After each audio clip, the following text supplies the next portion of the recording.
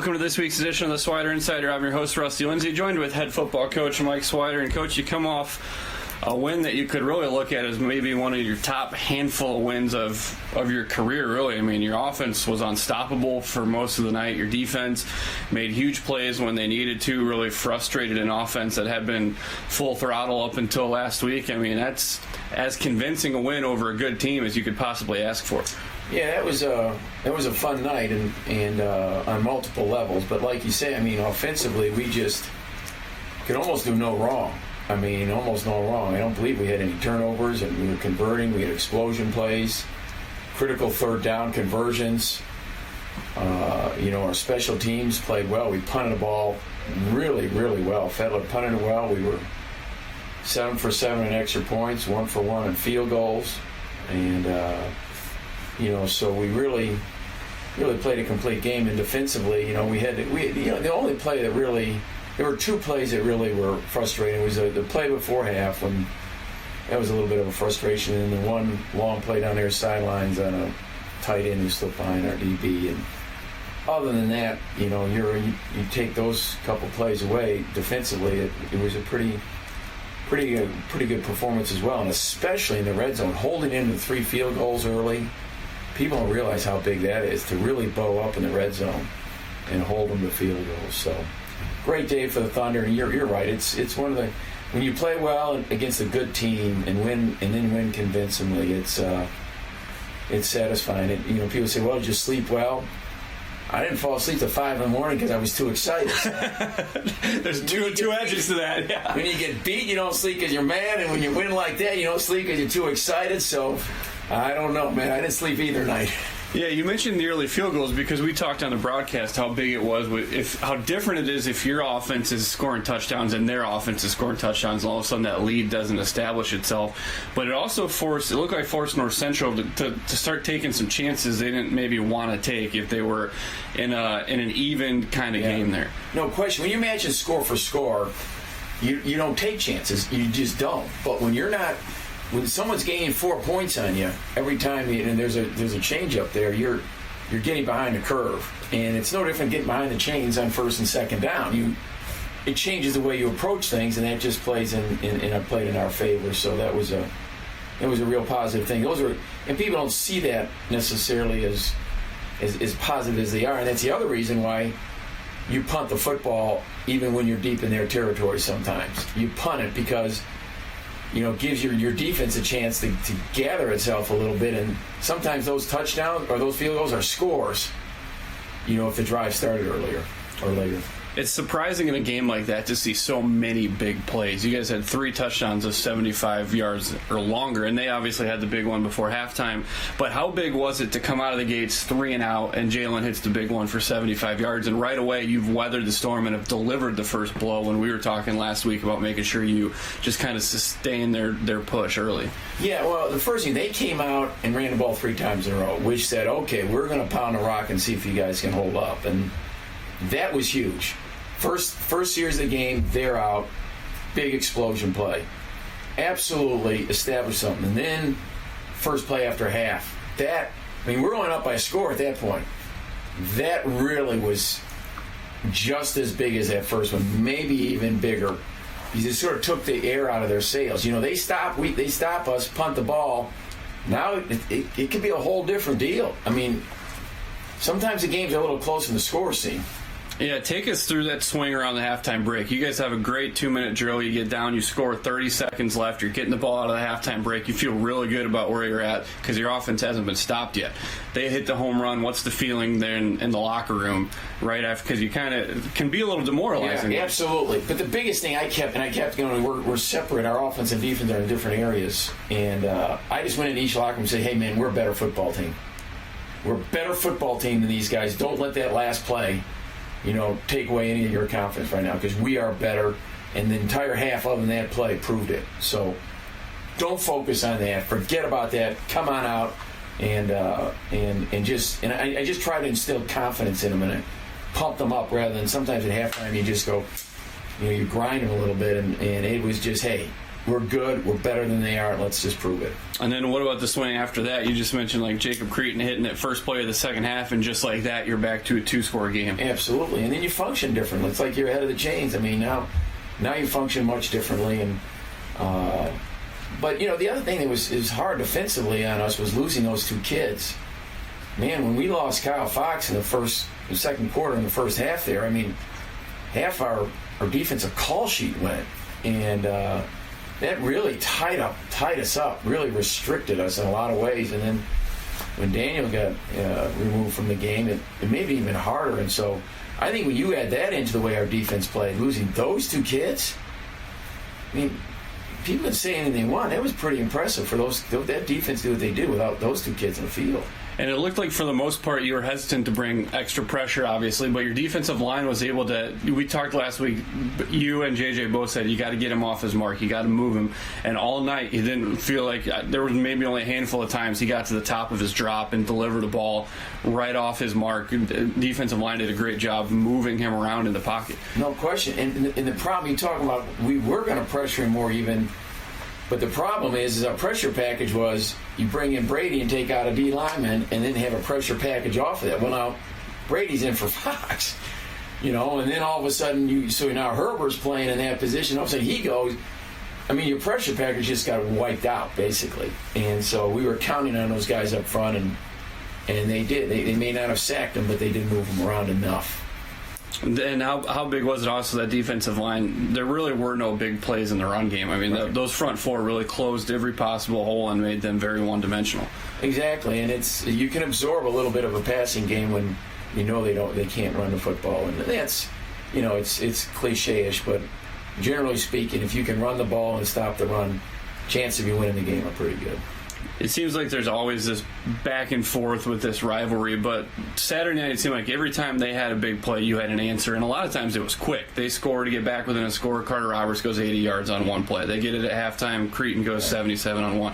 How big was it, even in the big picture, for the character of your team, that every time they took a blow, they came back and delivered a big one? It's huge. And then the last one, when they came back and scored to make it a 2-point game, or 2-score game again, then we came back and scored, and Tyler Pace put it in the end zone. So your scores are answered, and that's huge, because what it tells you is you got a resilient team, and they can, it's like it's like that quote in Rocky, life's not always about delivering blows, but it's also how much you can take. It's being able to take something and then respond, but your ability to take it and then have a positive response. And some people can't get hit. They get hit and they got a glass jaw, and our kids could get hit and still respond, and that's huge. It was huge. Really a great sign of our team. Maybe the best unit you had all night was your offensive line. Curtis McWilliams was clean, only had the one sack, took a couple blows as he delivered throws, but for the most part, that defensive line was held without much on the stat sheet for North Central.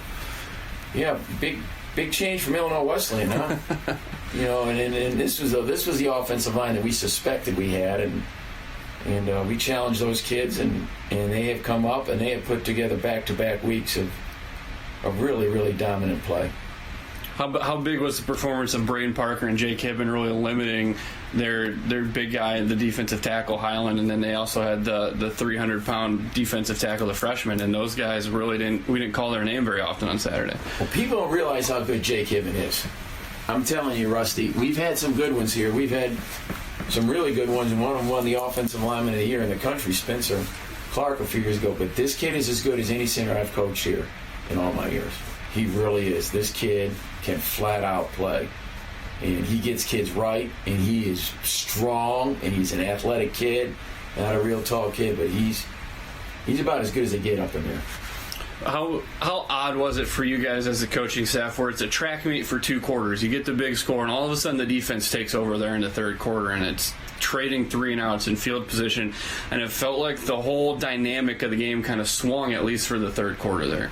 Yeah, I mean, it was a different kind of quarter compared to early on, and but that's football, and it's such a team game, and you don't like to say it's more of a team game than other sports, but there's more people that's got to be dependent on us, and sides of the ball, and in other sports, the same person got to play offense and defense, In here, you depend upon someone else to play defense when you're playing offense or special teams, and so what it does, it shows you that this is a complete football team, and that's what something like that does. You trade blows offensively, and then you trade blows defensively, and so it's a good team win, man.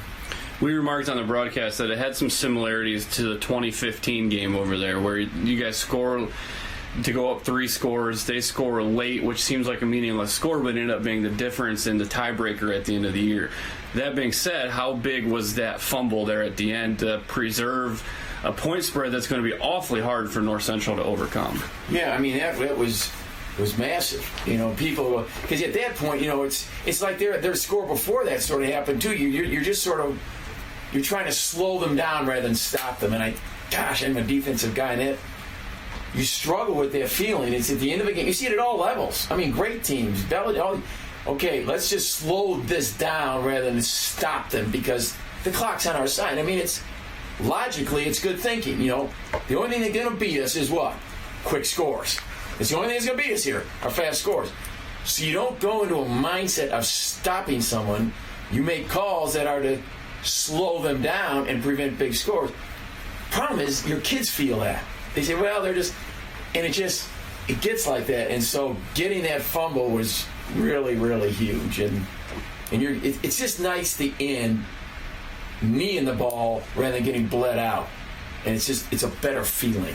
Along those same lines, take us through the decision to go for it on 4th down late in the game, because you're in a spot you could probably, like you said, punt the ball, make them work the long field, but instead, decision seemed right away that you were going for it and the points there. Yeah, well, 2 things. It was deep enough in their territory that I thought, you know what, it's worth it here.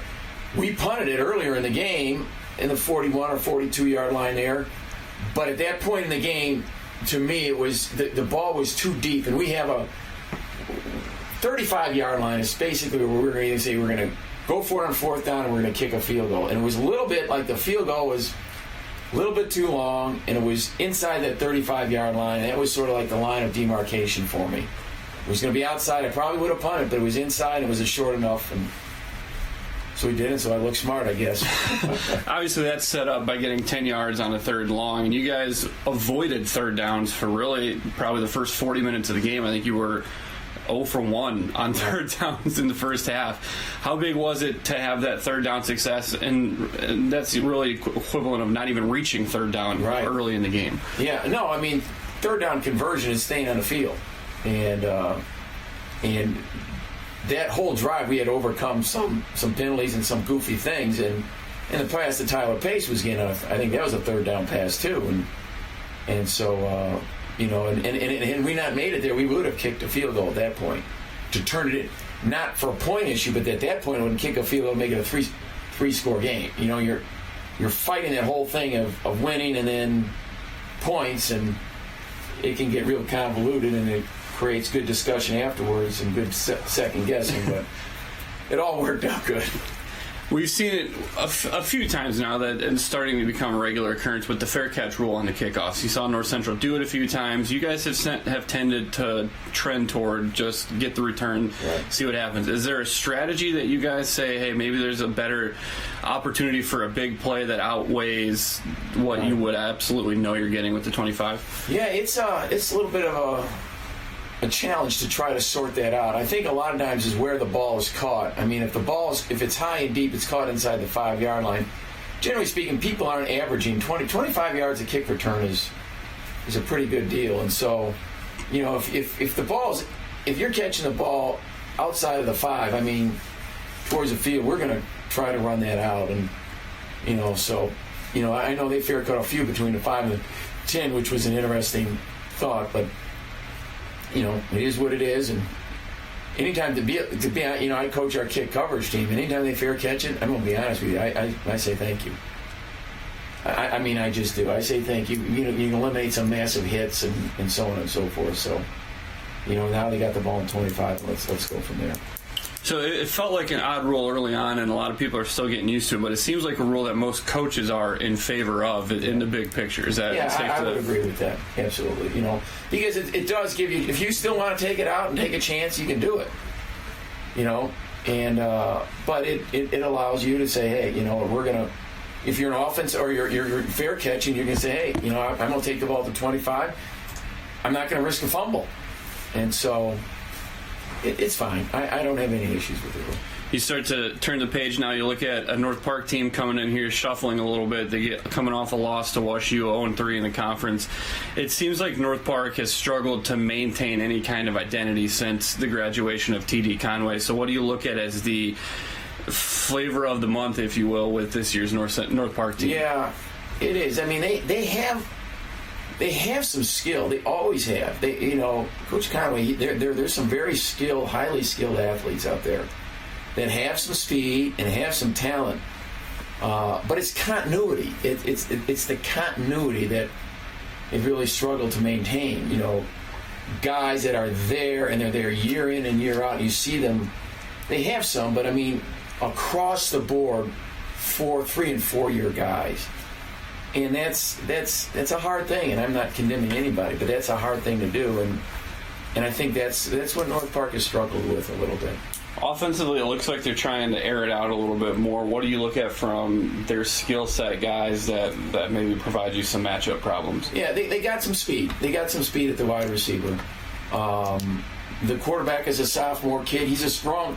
He's not a bashful kid. You're not going to intimidate him. He likes the moment and all that. Now he's not quite as talented as he's the kid from North Central, but he's a competitor and he's a solid guy. And he's got some receivers that can run past you if you're not careful. Statistically speaking, he looks like he's more of a stationary guy, not a whole lot of running opportunities. You've gone 3 weeks in a row now with highly athletic and mobile quarterbacks. How different is it now you go in and you say, listen, he's a guy that's going to stay in the pocket, and he's a guy that you can really put some work in? Yeah. No, you're exactly right.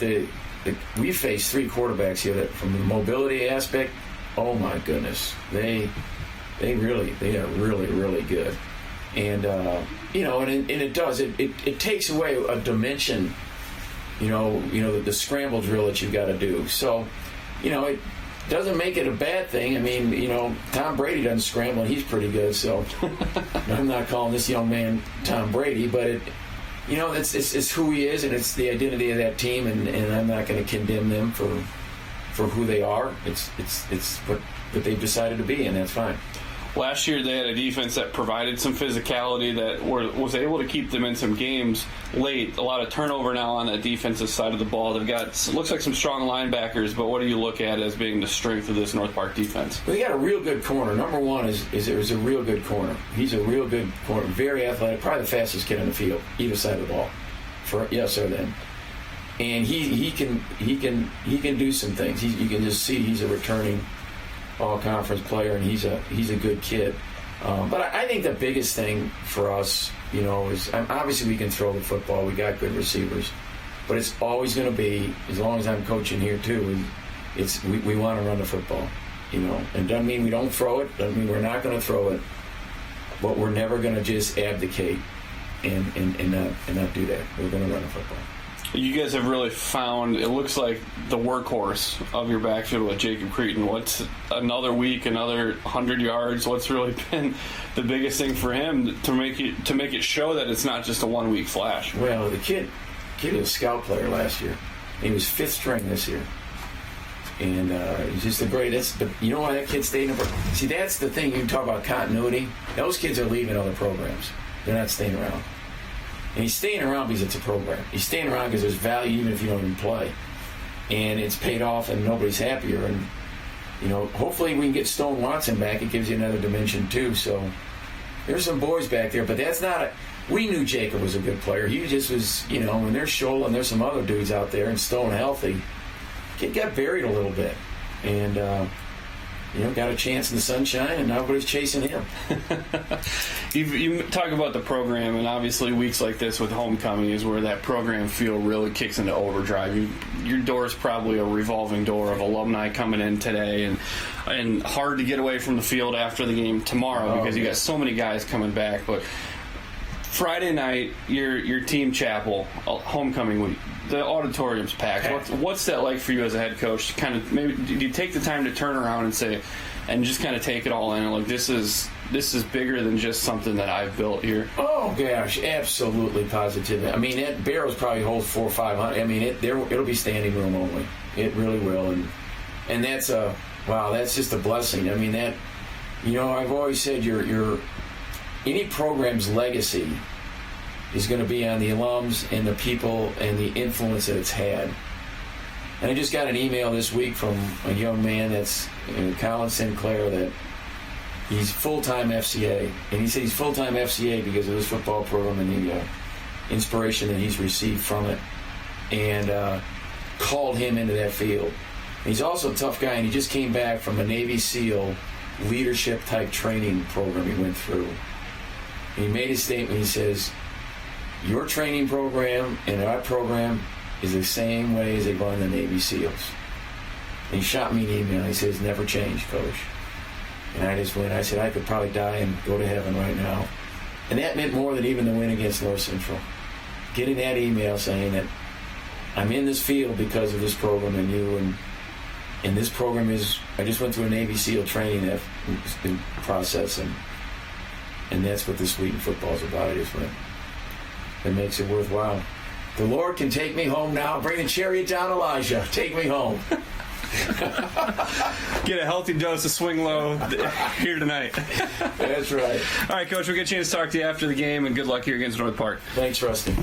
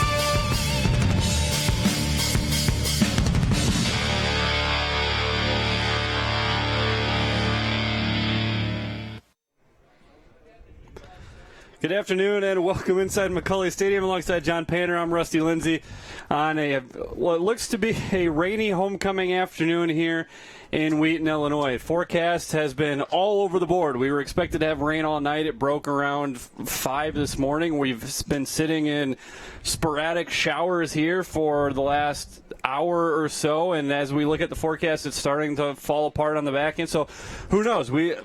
Contingencies are in place, but for right now, it looks like we're good to play football. Wheaton hosting the Vikings of North Park, and JP Wheaton coming off its biggest win in probably the last couple of years as for the Thunder, just an absolute domination over in Naperville of a very good North Central football team. The offense seems to have found its identity behind a revamped offensive line, and Curtis McWilliams was spectacular last week.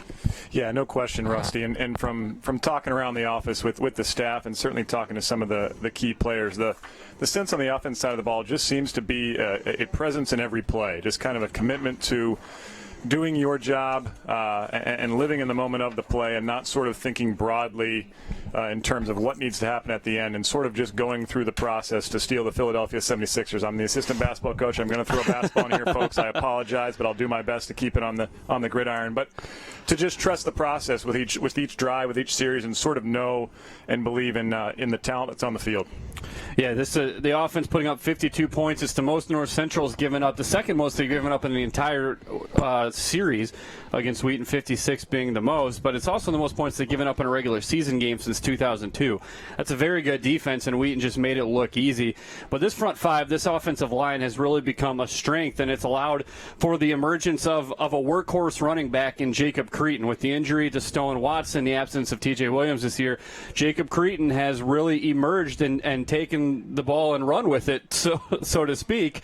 And he looks like he's a lead back workhorse candidate that you can give the ball to 20, 25 times, and he's only going to get better as the game goes on. Right, no question, Rusty. And what I've enjoyed in watching Jacob is just the power with which he runs. He's not a guy that's going to make a big cut and break off a long run necessarily through just out and out speed, but is a guy that picks his spots, is a good hard runner, and knows that if the hole presents itself, he's gonna take it and try to take it to the house, and if not, he's gonna work for tough yards, and that's something Wheaton needs to balance out what is obviously a tremendous passing attack led by Curtis McWilliams. Last week, Wheaton had 2 running backs over 100 yards, and it's hard to state accurately how hard that, Jalen Goldsmith only was 71 yards on 3 carries, but he did have the 75-yard touchdown.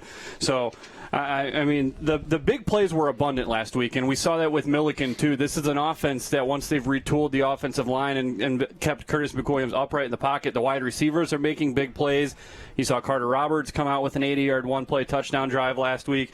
So this is an offense that all of a sudden hitting on all cylinders as it goes into a part of its schedule where Wheaton can kind of exhale a little bit. They had a 3-game sprint to start the conference series, starting with that loss at Illinois Wesleyan and Milliken North Central, and now you've got an opportunity to catch your breath for a week at least before you go down and take on the Bears of WashU.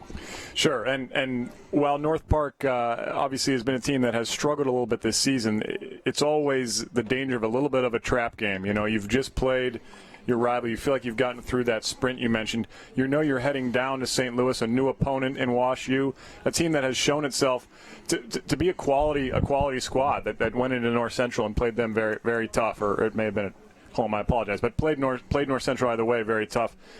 This could be a trap game if you're not focused. You've got some weather things going on. You've got the fact that the game's in between the two.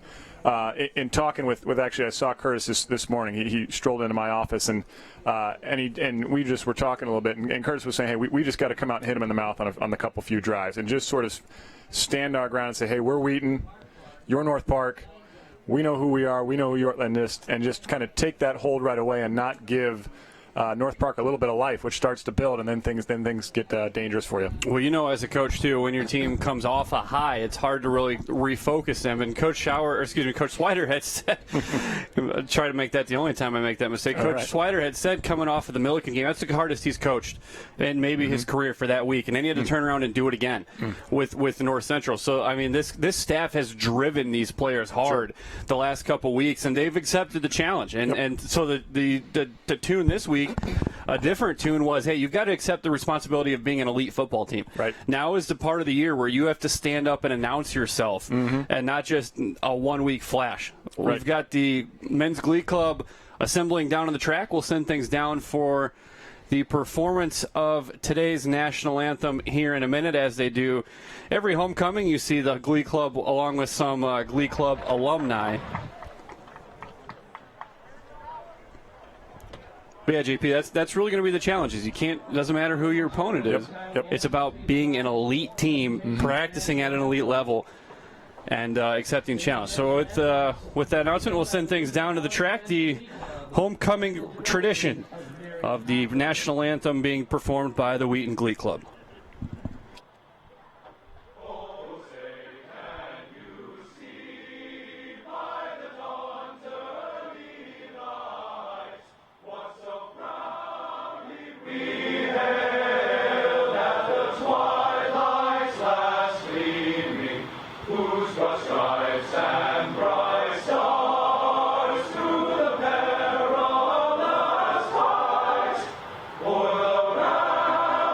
We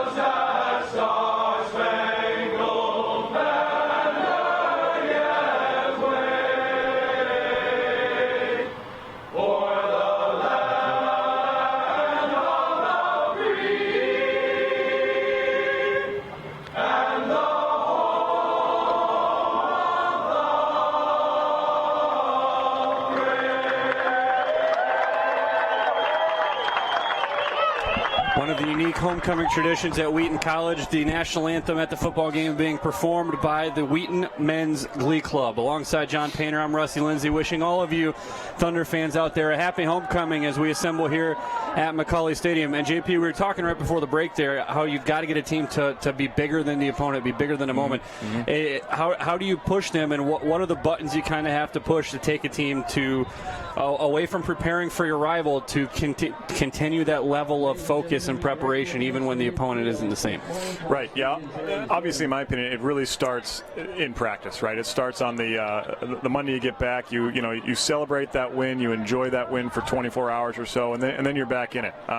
Because the danger is if you don't refocus and get back to where you need to be, then you can make that win end up just being an isolated win, right? And something at the end of the season you go, well, that was really great, but what did we accomplish during the journey of the season? And obviously, where Wheaton's at right now is they need to win out if they want to have hopes for postseason type play. I mean, I think that's probably really where it stands. And so therefore, don't let the North Central win be a great win we think about. Let it be a piece of the long journey we went through for the season.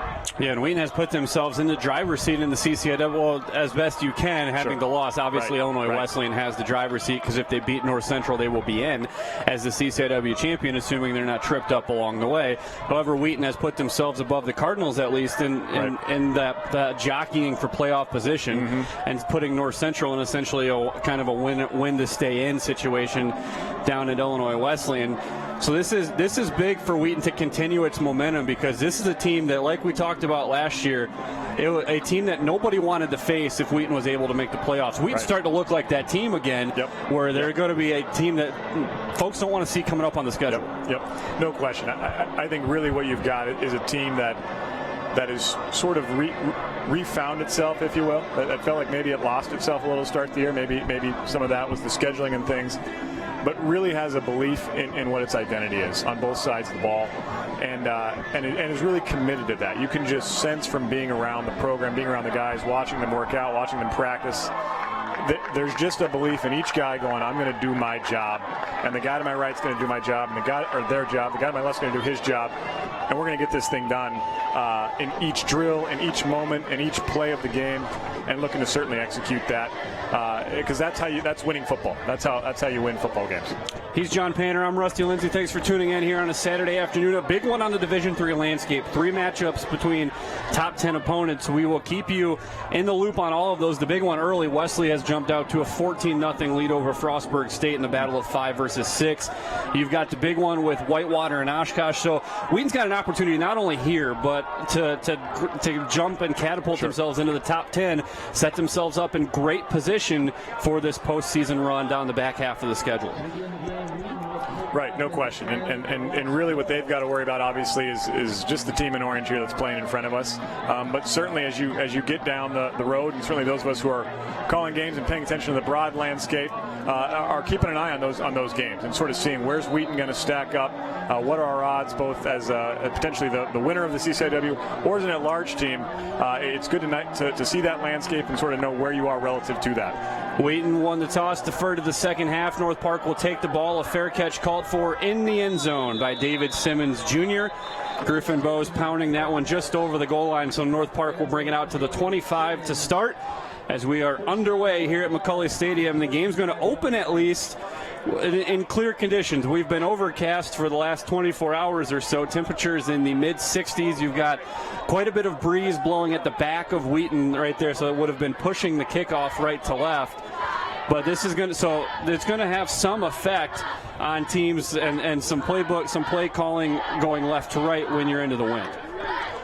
Yeah, no question. I'll be interested to see how North Park kind of opens this first series offensively to see if they can set some sort of tone here against the Thunder defense that I think is ready to get after them. Tight end Naeem Smith motioning to the left side of the line. They will hand it off with nowhere to run. That's Justice McNeil Young, the junior running back. As we look at the North Park starters up front, Justin Williams, a 6'4", 320-pound junior at left tackle.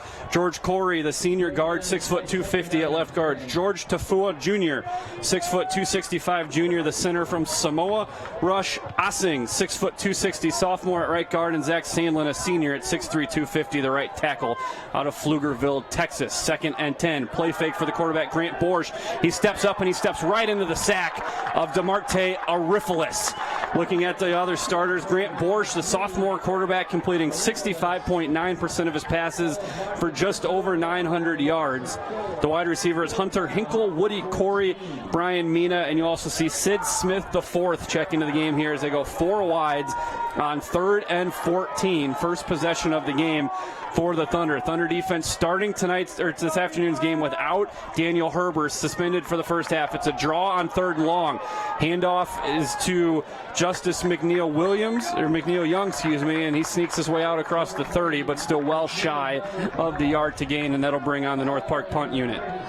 Right, and honestly, a pretty good call there by North Park. They almost caught the Wheaton defense in a situation where they were pretty well spread out. They blocked it pretty well on the draw, and the running back there had a nice hole to get through, but Wheaton did a nice job of closing the gap and sort of knowing where the line was and making that sure tackle.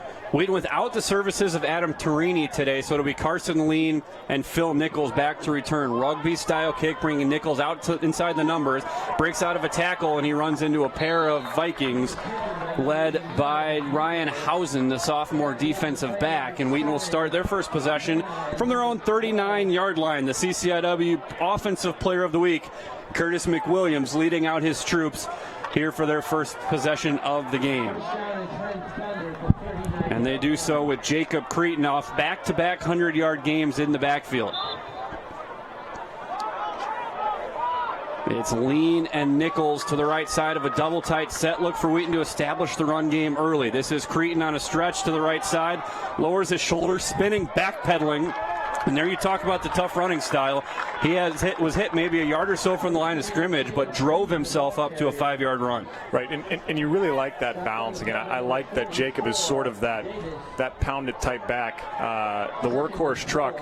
Whereas with Wheaton's passing offense, you've got kind of that high octane finesse car. You've got that balance between the two. Stone Watson into the game on the outside of a trip set. McWilliams all day to the throw. He has Tyler Pace across the middle, working his way around the umpire, who was almost in the way of the route, and across midfield, and then actually right at midfield. Good for a Thunder first down. So some window dressing there, putting your running back all the way outside of a trip formation, as Stone Watson, who's continuing to get back up to 100% as he recovers from that high ankle sprain. Saw him for a snap or two against North Central last week, had 1 carry for 2 yards, but he checks in early this week. 1st and 10 at the midfield stripe for Wheaton in the all orange uniforms. Cretin again behind the pulling center Hibben, and he will work his way down to the 47-yard line as we look at the North Park defense. A 4-3 defense for the Vikings. 2 juniors, a sophomore, and a senior up front. Uwati Pati, the junior defensive end on one side, Quentin Voce on the other. In the middle, Patamo Soa and Harold Alexander. Ulua Latuli, the senior linebacker, leads this linebacking crew. The freshman Ornato Landro in the middle with Gary Anish, the third linebacker. Play fake McWilliams. Well protected against the 3-man rush all day to throw. Sitting in the pocket, now looking to scramble. Breaks out of the tackle of Alexander, and he works his way up to the 45-yard line. Well covered by the North Park defensive backfield of Dalton McKay, Tyrell Smith, Ryan Housen, and the 2-time all-conference cornerback David Simmons Jr. As Spencer Peterson checks into the game on the left side of this formation on 3rd and 6 from the North Park 46-yard line. Empty backfield for Curtis McWilliams and company as they spread the field with 3 wide receivers to the right side, and North Park's defense all over the place, trying to struggle with the trip set. They bring pressure. McWilliams is protected, delivers, completed right at the first down marker to Phil Nichols, and that will indeed move the chains. And a nice little route there by Phil Nichols. Obviously, he's Curtis's security blanket, right? I mean, he is Julian Edelman to Curtis's Tom Brady, if you will. He loves to find Philip, and Philip does a great job on those little inside routes, kind of whether they're option routes or certainly running his movement to get himself to the sticks. It's a good job by Philip of getting that route all the way deep enough to the first down line, and then making a good catch over the middle. They will stretch Cretin back across the guard. Cretin bursts his way forward inside the 30 and down to the 29-yard line. So an 11-yard run will move the chains again as we see Jalen Goldsmith now for the first time again. Cretin's been the outstanding running back, but this is still a running back by committee. A lot of talented bodies in the offensive backfield at running back spot. So Goldsmith will set up left hip of Kurt McWilliams. Pace on the tight end left side of the line with Carter Roberts split left, Nichols and Lean split right. Play fake on a slant to Pace. It's completed. 20, 15, 10, 5, angling to the end zone. Touchdown, Thunder. Yeah, a nice little route. You could kind of see where that opportunity was going to be open. It looked like the safeties were spread a little wide there, and you just kind of felt like Tyler Pace had a nice matchup with the linebacker, and they sort of passed him off, and no one came on him. Curtis hit him right in stride, and then Pace obviously runs very well as a tight end and trucked his way down to the end zone for a touchdown. Pace put the strong exclamation point at the end of last week's victory with that emphatic walk-in touchdown, as Bose drives home the extra point, and he has his 3rd touchdown catch of the year. And we talked early in the season that obviously Zach Lindquist is an outstanding player, but Wheaton's depth at tight end might be as good as anybody in the country. If you're just to look at the specimens they're putting out there, there's not a physical drop-off from Lindquist to Pace, and Pace is an outstanding route runner. Yeah, no question. I mean, he has picked up the slack, if you will, of the loss of Lindquist. And certainly for the Thunder program, you got to love, probably in years past, they were looking at it going, boy, we could play Tyler Pace quite a bit more and feature him more if we didn't have Zach Lindquist, and get the opportunity to get Tyler in that spot and as a key target for Curtis has been great to see, and him kind of fulfill what is his ability and promise, no question. Well, now Luke Van Dyke's kind of that guy stuck behind an outstanding tight end, and it was great to see Luke have that rushing touchdown last week, a 3-yard rushing touchdown on the end around. But Luke's another guy, if you really are looking for matchups, he's going to give you a lot of the same things Tyler Pace does. Yep. Yeah, and just I think at our level, you just don't consistently see tight ends like that, guys who are that size and can run. It's just not something that most teams can feature and can really figure out how to defend. Trouble here for North Park. Bose with a low line drive kick. It's going to be fumbled and then picked up and run out of bounds by Brandon Vinson. A driven kickoff there by Griffin Bose. So that'll keep the Vikings back at the 22-yard line. And we talked in the Insider with Coach Slider about the different philosophies of, do you call for the fair catch to get to 25? Do you try to make a big play? And now kicking teams may be making that adjustment. With Griffin Bose has great hang time, which is leading to a lot of fair catches and out of the 25. That might be a way to keep teams pinned back. Right, certainly with the Thunder speed on their kickoff coverage, they like the idea of potentially putting guys in a spot where they can't make that fair catch, and then the defense can make a play and play the yardage game on that. Borsch on first down. Not sure if that was intended for Woody Corey or on the outside Sid Smith, kind of in between them. 2nd and 10 coming up here for the Vikings. Yeah, and Rusty, Borsch, a little bit of a smaller quarterback here, is going to have some trouble, I think, seeing over certainly a big Wheaton defensive line and being able to get his accurate throwing lanes. Borsch a much more stationary quarterback than what Wheaton has seen the last 3 weeks with very athletic quarterbacks. He is not a big running threat. Give on 2nd down into the line, and not much room there. Maybe a yard for McNeil Young. And a great push up front here by the Wheaton defensive line. You certainly saw kind of getting through there, Big Dallas McCray doing his job to just sort of blow things up and make McNeil have to turn and go a different direction, which obviously led him right into the remainder of the defensive front for Wheaton. 3rd and 9 here for the Vikings as they're trying to get their signals put together on the left side of the line. Play clock inside of 10 for the sophomore signal caller. Wheaton will only bring 3, and they've got trouble, but it's a screen to McNeil Young, and Wheaton does a great job holding it up, and a huge hit from Stevenson going high while Sigler goes low.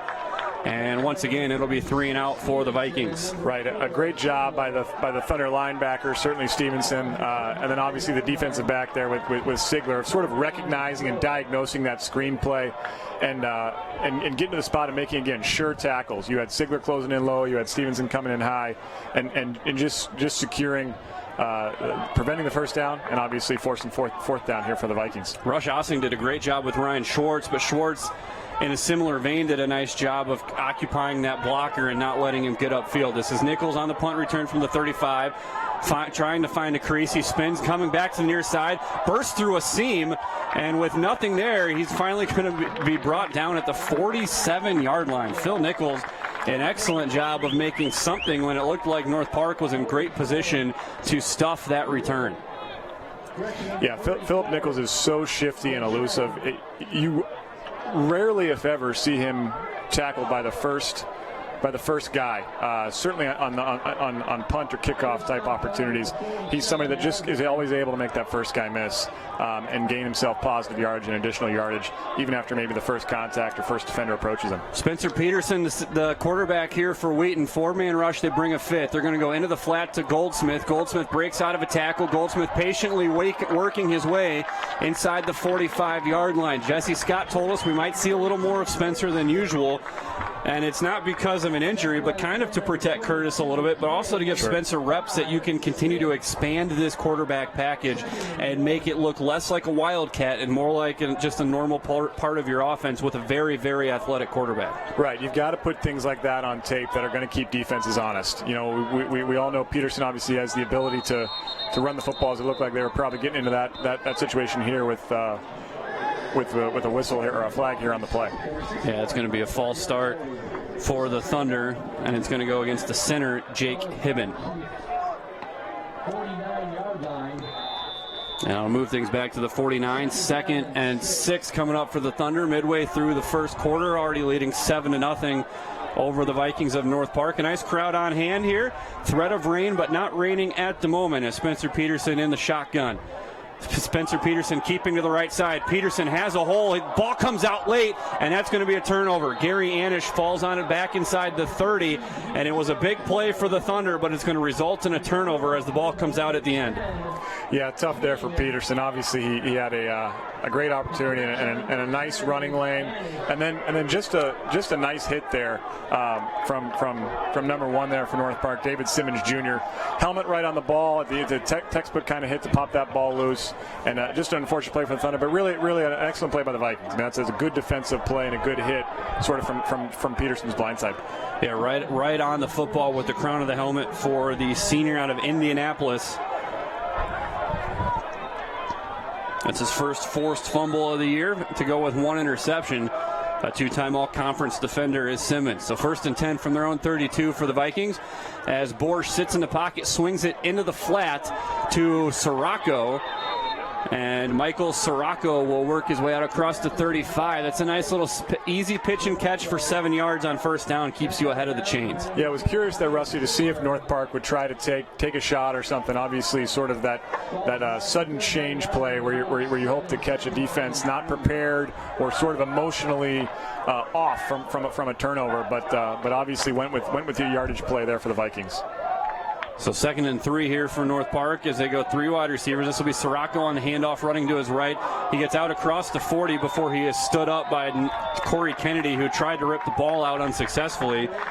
And it'll bring up 3rd and 1 here for the Vikings, searching for their first down of the game on their 3rd possession. Yeah, Corey did a great job collapsing down there, and obviously Jacob Killeen jumping in and helping to clean things up. This is a big stop here for the Thunder to sort of shut down the North Park offense, to use a baseball term, that shutdown inning or something like that after a play that went against them. Wildcat look here for the Vikings on 3rd and a yard. Look, and they're going to get the first down by about a yard. That's Justice McNeil Young, who took the snap as the quarterback in an empty set and just powers his way forward for the first down of the game for the Vikings. And Grant Borsch comes quickly back onto the field as Sirocco will be the running back in a 4 wide receiver set for the Vikings, who, when they do move the chains, they're going to look to go quickly on to the next play. 6 minutes left, first quarter. Wheaton leading 7-0. As Borsch backpedals against a 4-man rush, looking to his right, he will deliver. Almost intercepted. Sigler with a great break, beating Brian Mina off the cut, and he couldn't quite bring it in. But it's a nice job breaking the ball up. Yeah. As we watch the replay here, it certainly looked like there might have been a window for Borsch to fit that ball into Mina, and he led him a little too much, and then Sigler just made a great jump on the ball, and really, quite honestly, looked like he wanted a little bit more. You know, if you're North Park, you're hoping that Mina really kind of comes back to the ball instead of still going downfield to get himself between him and the defender and make that catch. 2nd and 10 from the 44-yard line. Borsch will play fake, looks across the middle. He's got a man wide open and complete into Wheaton territory down to the 43-yard line. That's Woodrow Corey, the sophomore out of Des Plaines, Illinois, a product of Maine East High School, and it puts the ball across midfield for the first time today for the Vikings. Rusty, a great use of play action there by North Park. It kind of froze and brought the front seven for Wheaton down a little bit, and they were able to kind of hit that route right over the middle, which is something I think they got to do to help Borsch create those throwing lanes, is really give the impression of running and keep the big lineman down. Sirocco takes the first down tackle, or handoff, excuse me, and he's going to be brought down at the 42-yard line by DeMarte Arifilis. Arifilis with a sack already, and now he adds this tackle. But again, I think you're onto something, JP. When you've got a fast defense, you've got to use a little bit of misdirection. Mm-hmm. You've got to be able to work to run the ball enough that your play action fakes mean something. Right. And that showed effective there with Borsch. And again, it doesn't have to be a true long play action pass. Just a quick hitter like what they had there will work wonders against this Wheaton defense. 2nd and 9 from the 42 as Borsch looks across the middle again, and it's incomplete. In and out of the hands of Malik Powell. And that will bring in another 3rd down for the Vikings. They've been able to stay ahead of the chains prior to this 3rd down. This is about where they've been, 3rd and 6, 3rd and 9, 3rd and 1, and now 3rd and 9 again. Yeah, and obviously North Park is spreading Wheaton out by bringing 4 receivers on the field, which is putting extra defensive backs, or Andrew Brady, who's sort of a linebacker defensive back type role, that sort of hybrid type deal. But I think Wheaton actually likes this in their defense. They like this group of guys and trust them to make plays. And they're going to bring pressure. Borsch on and blocked off the edge is Ryan Schwartz. Ball came out at the end. I think they said his knee was down first. Great call by J.J. Clark to bring pressure from the blind side. Borsch never saw it, and it'll be a punt here for the Vikings. Yeah, you love that blitz off the edge there, and coming right to the blind side, and that's something that certainly in talking with Coach Clark this morning, he mentioned is he's utilizing his best guys that blitz. So those safety and DBs there that can come down on the blind side and come in fast and make those plays. Yeah, watching it on the replay, I think that ball was out before he went down. So North Park catches a break because Wheaton was on the fumble. This is going to take a great North Park bounce and a missed opportunity by Carson Lean there. And that's where you miss not having Adam Torini, because he's got a little more return experience than Lean.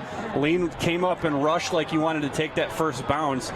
And then he looked indecisive, and it cost him about, looks like 15 yards of field position, and it's going to start him inside their own 10-yard line. Right, Rusty, you could see Philip Nichols there talking to Lean a little bit about that and kind of motioning at him like, hey, we got to go and get that. And obviously, when you have less experience back there and you've got that ball bouncing on turf, there's a little party that goes, oh boy, if I go up there, what's going to happen and what bounce is going to take? Let's just let it settle. So, and again, you don't have to make a return; just grab it and fall down. That's effectively a 15-yard return there. Right. Play action complete to Lean in the slot. Lean with plenty of room to run all the way out to the 30-yard line. And just like North Park uses the play action, Wheaton does the same. And a great job by Curtis McWilliams to find the window there. As we've got a flag down on the Wheaton sideline.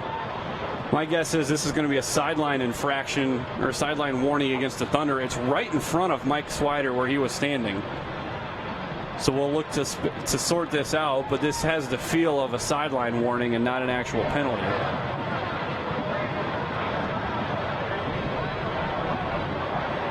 Wheaton not backing up, so that would tend to trend in that direction as well. Sideline interference.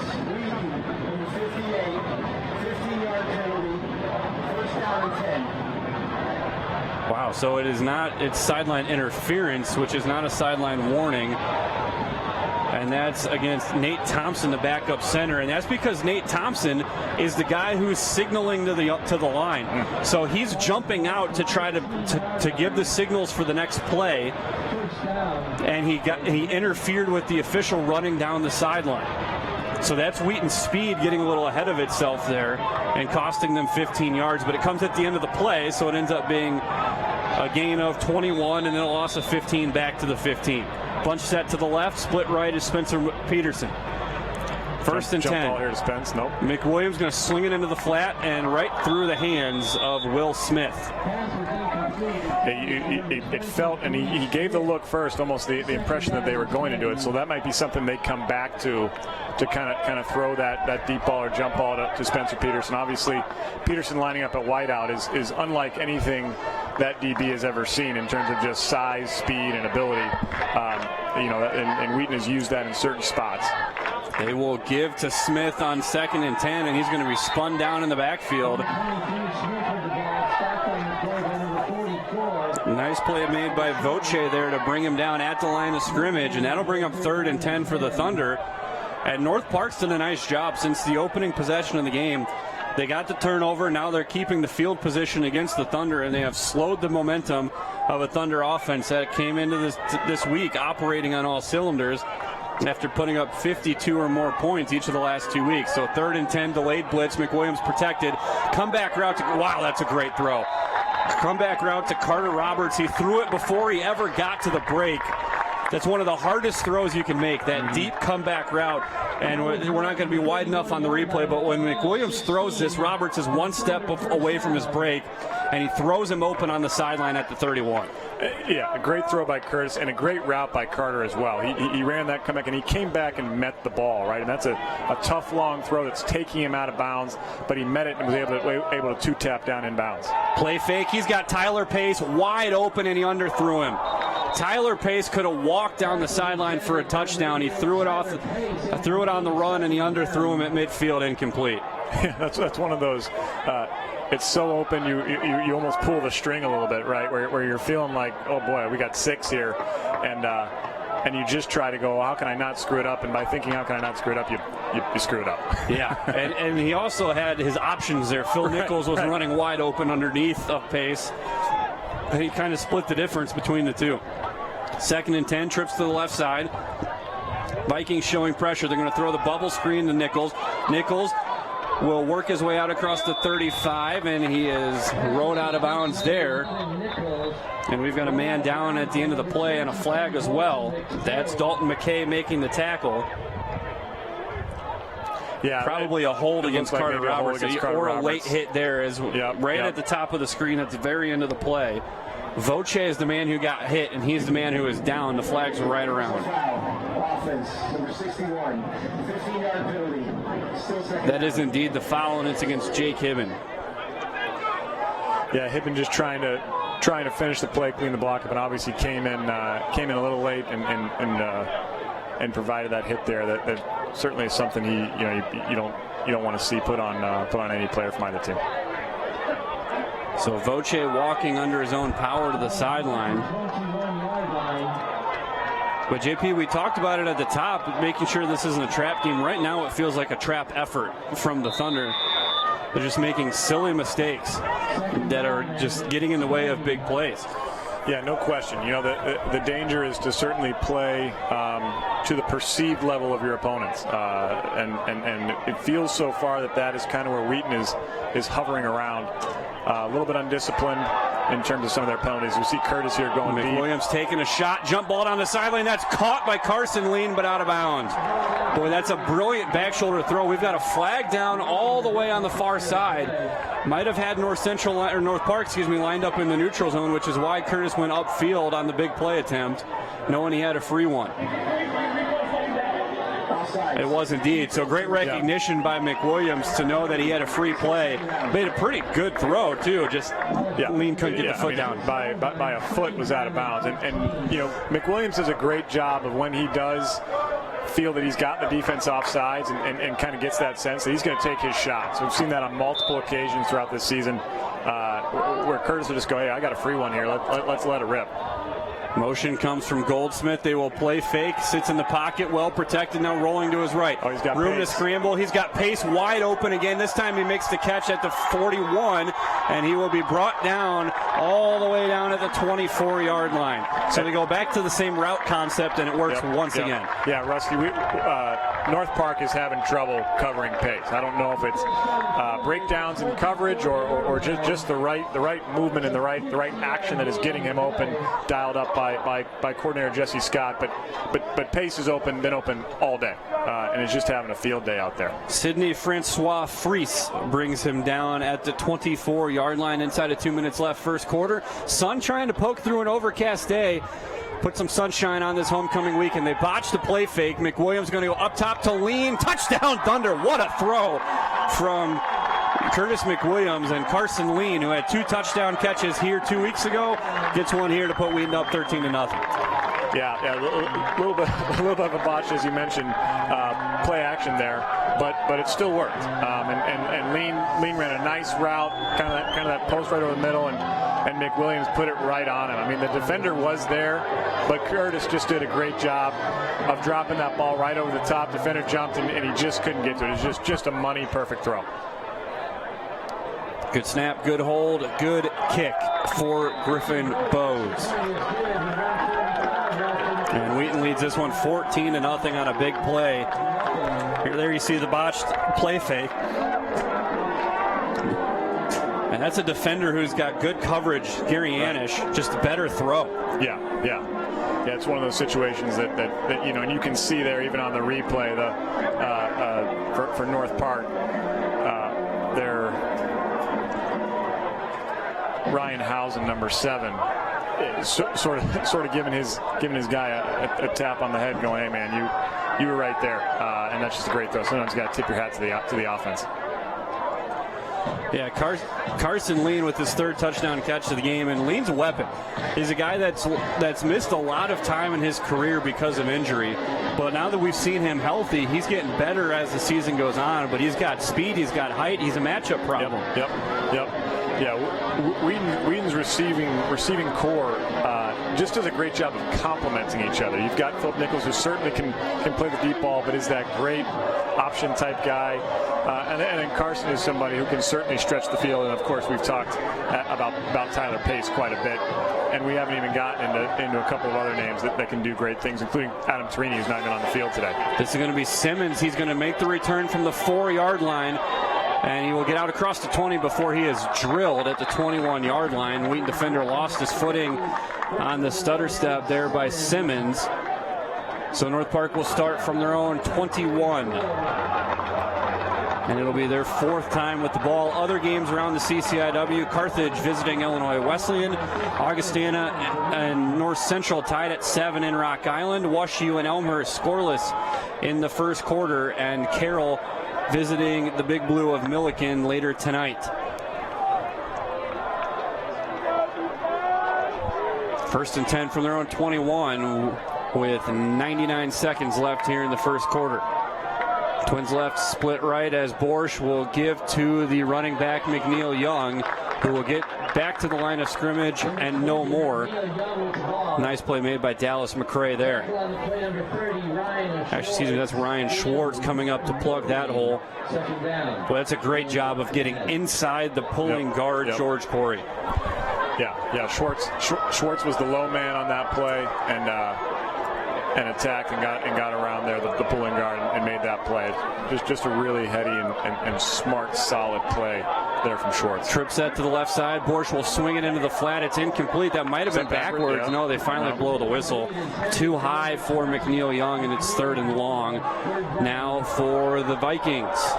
Yeah, it looked forward, but you always kind of, nowadays just go, oh, it's probably backwards, and then everybody kind of scrambles after it. You look at it there, he threw that ball on the 15-yard line that was dropped off his fingertips at the 16. Interesting to see here what North Park does, Rusty. You feel like this might be another situation they run a screen or some kind of even an attempt at play action and try to create those lanes, and can the Thunder stay sound on that? Wheaton showing blitz from Corey Kennedy. They give on the draw again, and they're going to have a first down this time out across the 35 to the 36, carrying Pat O'Connell And slow to get up at the end of the play for the Vikings is McNeil Young. And McNeil Young favoring the left arm as he will go to the sideline, replaced by Sirocco. But that's twice now they've been very effective running the draw game. Right. Again, not a screenplay, but a draw there that they did. But the same sort of general idea of sort of trying to utilize Wheaton's speed on defense against them. And great execution from North Park to capitalize. Especially knowing that JJ loves to blitz on down and distance. 1st and 10. This is off a play fake to Sirocco. Great play by Jacob Killeen running underneath Woody Corey. Killeen had the great interception last week running in Tampa 2 coverage, picking off Brock Rudder to start the 4th quarter, and he just undercuts that one with a diving deflection. Yeah, sort of that run pass option type deal there from North Park. And honestly, if Killeen doesn't make that diving play, that's 6 for North Park. There was no one behind them there. Yeah, safeties were spread wide, and Fox wouldn't have been there in time. 2nd and 10 from the 26. 29 seconds left, 1st quarter.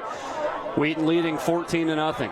Grant Borsch gives to Sirocco running left. Sirocco stutter steps, and he's got nowhere to go. He's going to lose a yard back to the 35-yard line, and most likely that is how we will end the 1st quarter here at McCulley Stadium. And I'm not sure. I mean, it looks like we're going to be very fortunate here. Looking at the forecast, the rain chances continue to dissipate. We looked like we were going to be dodging storms all day. The sun's trying to poke out of an overcast sky here. I think we're going to have a pretty beautiful day here for football on homecoming weekend. Yeah, you can't ask for anything else on homecoming weekend. And Rusty, what's interesting for North Park is they've had their most success, it seems, in running the ball between the tackles, whether it's on those delays or draws. When they've tried to run outside, Wheaton's size and speed combination there is really cutting those running opportunities down. So interesting to see moving forward. Does North Park continue to try to establish the run game a little bit between the tackles on some of those delay type plays to use the speed against them to try to have some success in the running game? Just because the outside is just clearly not there because of Wheaton's speed on defense. Other scores, North Central 13. So North Central out to a 13-7 lead. Out in Rock Island, Wash U jumps to a 7-0 lead down the road at Langhorst Field. Again, a night game down in Decatur, Carroll, and Milliken. And trying to get the live stats to work for that game down in Bloomington with Carthage visiting the Titans, but that's going to be a big test for Illinois Wesleyan against a pretty good Carthage team. And don't sleep on that game because we saw what Carthage did in week 1 against Oshkosh and how they took them really down to the wire. And that Carthage team can be dangerous, certainly. 3rd and 11 here. Borsch looking right, steps up in the pocket, chased by Jack Bates. Still being chased by Bates, and finally throws it into the bench as Bates tracked him down from behind right up against the sideline, and that'll bring on the punt unit for the Vikings as Wheaton, with essentially a coverage stack there, forcing the throwaway. Yeah, and a nice job by Bates forcing Borsch to do something that he does not want to do, which is to get out of the pocket, to be on the move, and to try to make throws on the run. That's not really where his skill set lies. He's a guy that obviously wants to stay in the pocket, wants to be able to throw off of the play action where they've had the most success so far today. So Anish will wait and take the snap, punting right to left with the wind at his back this time. A high kick angling to the sideline and out of bounds at the 36-yard line. A quick look at the first quarter stats. Wheaton runs 17 plays for 202 yards. North Park 19 plays for 48 yards. Curtis McWilliams 8 of 10 for 154 and 2 touchdowns. The concern for Wheaton, only 39 yards on 6 carries. However, that's roughly 5 yards a carry, so that's a pretty good clip that you would like as an offense, just not really needing to run the ball right now because the passing game has been so successful. Right. Certainly would love to see the Thunder continue to kind of press downfield. I feel like our advantage so far today has certainly been gained in that intermediate to long pass game. So delayed pitch to the left for Cretin, and North Park all over it. Great pursuit from the inside. The freshman linebacker Arnoldo Landro making the tackle there in the backfield. Yeah, Russ, you kind of like North Park's linebacking core. They're smaller, but they're pretty fast. They tackle with pretty soundly. So I've liked what they have done. Would love to see the Thunder continue to try to take advantage really on the outside. And I just think our receivers are bigger, faster, stronger relative to the North Park defensive backs. That was Voce making the tackle after Landros slowed him down. McWilliams very well protected here all day, rolling to his right. Now he'll tuck it across the 45, sliding down with a hit from behind by Voce, and he'll be marked down. We've got about a 2-yard discrepancy here. Now the knee comes down, they'll say at the 47, so it'll be 3rd and 3 here for the Thunder. But boy, McWilliams really for the 3rd week in a row with a long time to throw. Yeah, and obviously, you're down where you start to begin your slide when a quarterback is sort of giving himself up, which is why some of that discrepancy occurred. So into the flat to Tyler Pace on the quick hitter to the near side across midfield and down to the 42-yard line. And I like that play by the Thunder here. Giving a little play action and having Pace run that short little quick sprint out. Roberts out there blocking for him and forcing North Park to try to make a play with a smaller linebacker on somebody as big but also as agile as Pace is. You just love that matchup for the Thunder to be able to pick up that first down. A great call by Jesse Scott there. Being told they're in a delay down in Bloomington, which is why things are not showing up. McWilliams again all day to throw, rolling to the left side. McWilliams looked like he was going to tuck it. Now he's going to throw it against his body. That is caught by Carson Lean, but he's out of bounds. Yeah, and there was a good throw there by Carson. Certainly he paid for it. He took a shot right as he was releasing the ball. You kind of would have loved to have seen him at that point where he was out there. I think he had some space to take it and run. And I know Curtis wants to use his arm, press it downfield. But at some point when you've got it, instead of kind of running lateral like that, just turn it upfield and maybe try to take your shot. But I don't dislike the throw there per se either. But sort of a quick decisiveness and going. It looks like we've got an injury for McWilliams. He got blood on the elbow. A little turf burn there that'll need to be covered up. And Jesse Furrow is going to take the next snap at quarterback for the Thunder while they attend to the right elbow of Curtis McWilliams. 2nd and 10 here from the 43. As Nichols motions down right to left, they will give to Creighton on the delay. Creighton can be brought down from behind, and great play there. Ulau Latuli, the linebacker, and again, this is kind of what we saw from the run game against Illinois Wesleyan that we didn't like. It wasn't very direct. I mean, it allows the defense to get penetration, where Wheaton's got an advantage if they've been very direct in the run game the last 2 weeks, and it's been successful.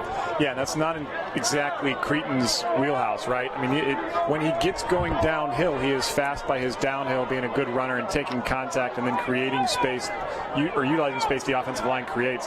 Trying to get him on the edge is not exactly where he makes his hay. Boy, what a throw from McWilliams on 3rd and 11. Just drives that ball a deep dig route across the middle to Phil Nichols, who just boxes out the safety. And that's one of the strengths for Curtis McWilliams. He's got a very strong arm, and he just climbed the pocket and drilled that one in there. Now Spencer Peterson checks into the game. McWilliams will come back to the sideline as Peterson will set this thing up, and it trips to the left side. Stone Watson in the game. He's going to be the inside of a trip set left. Luke Van Dyke and Tyler Pace, 2 tight ends to the right side of the line on 1st and 10 at the Viking 23. Motion from Stone Watson. And again, they go hard count on the motion. Peterson will play fake and keep this to the right sides, and he will not have much there.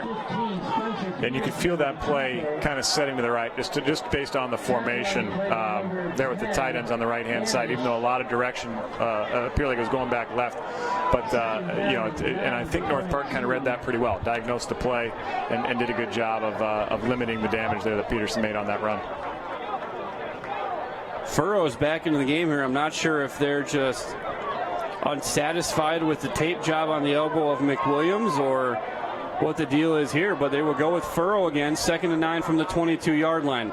Show the screen, and this will be Stone Watson. Watson stutter step. Watson explodes down to the right side. 10, and he stumbles across the 10 and down to the 6-yard line. But that's the burst we've been waiting to see from Stone Watson. Trusting that everything's healthy, wait for the hole to develop, and then find your explosive step there.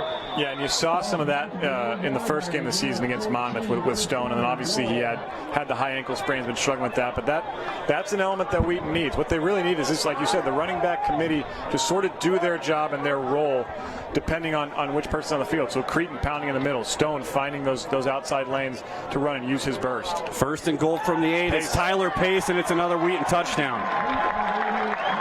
Yeah, that little route over the middle off play action, North Park has not stopped that all day.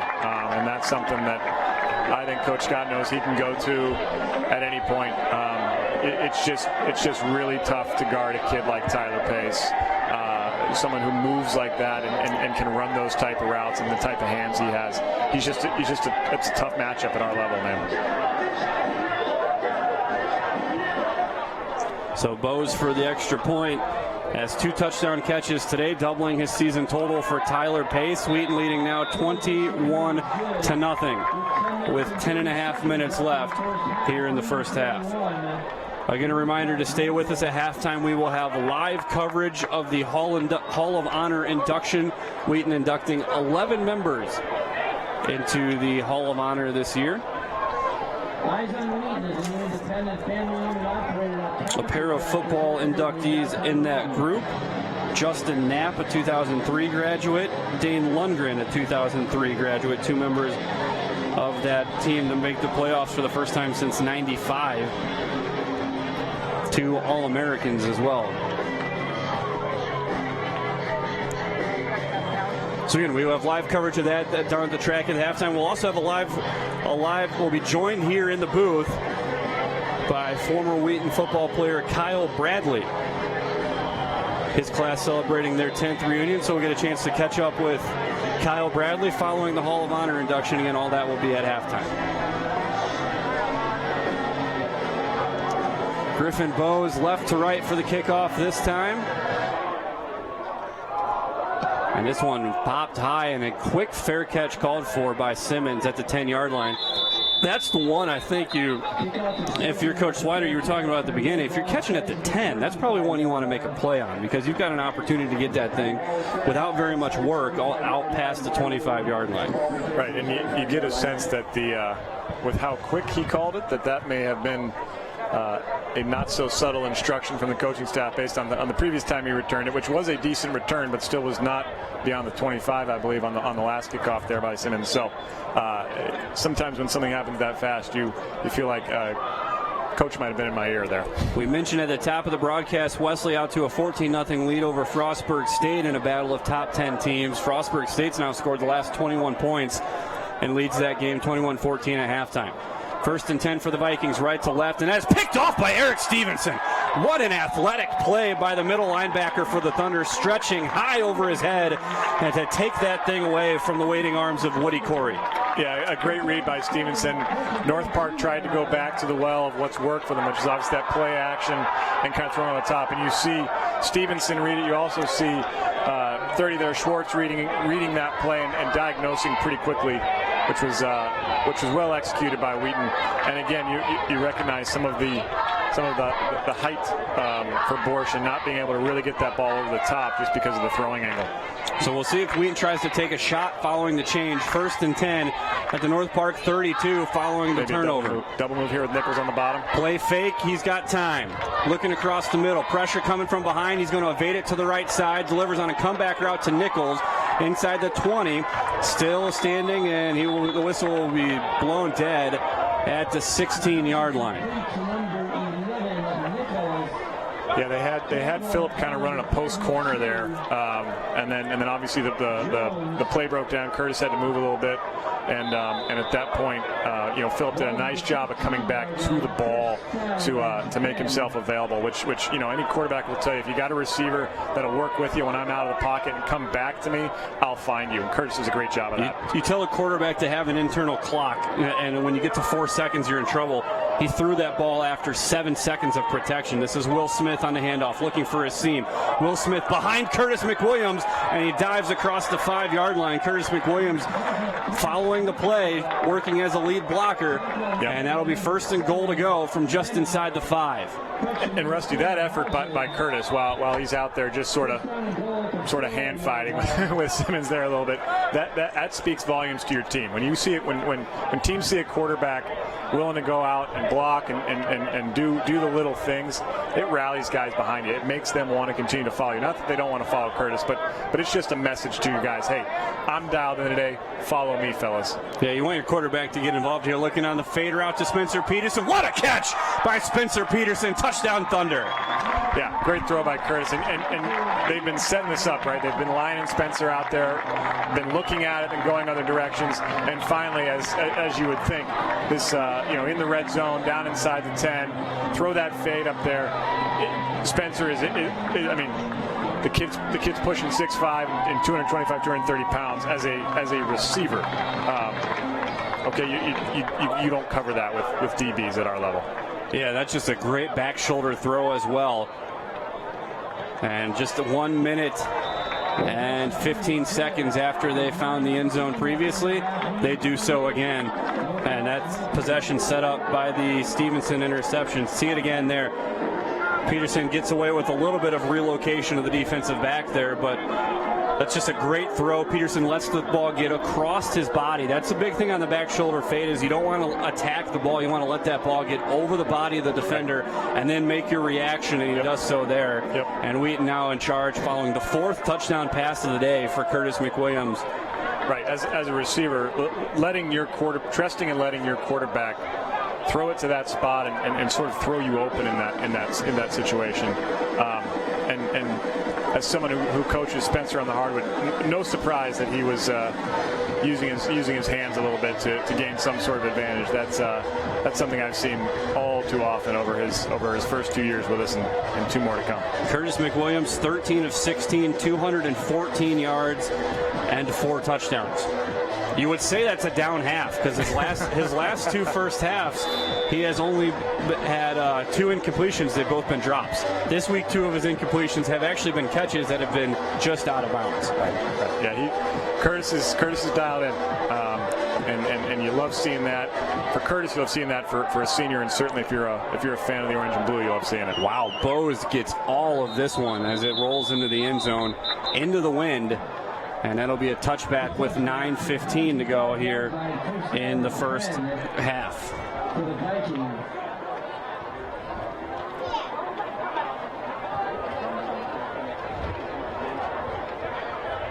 And really for North Park now, Rusty, you got to find a way to at least move the chains, try to put some kind of drive. I mean, try to do something to stem this tide. Your defense has been on the field. They're tired. North Park needs to, if they're going to try to keep even any sense of contact, you've got to put together something that gives a little bit of confidence to the team overall and certainly gives the defense a little bit of a rest. Give to McNeil Young. He's looking for a hole. He's going to put his head down and find a crease to get a yard out to the 27.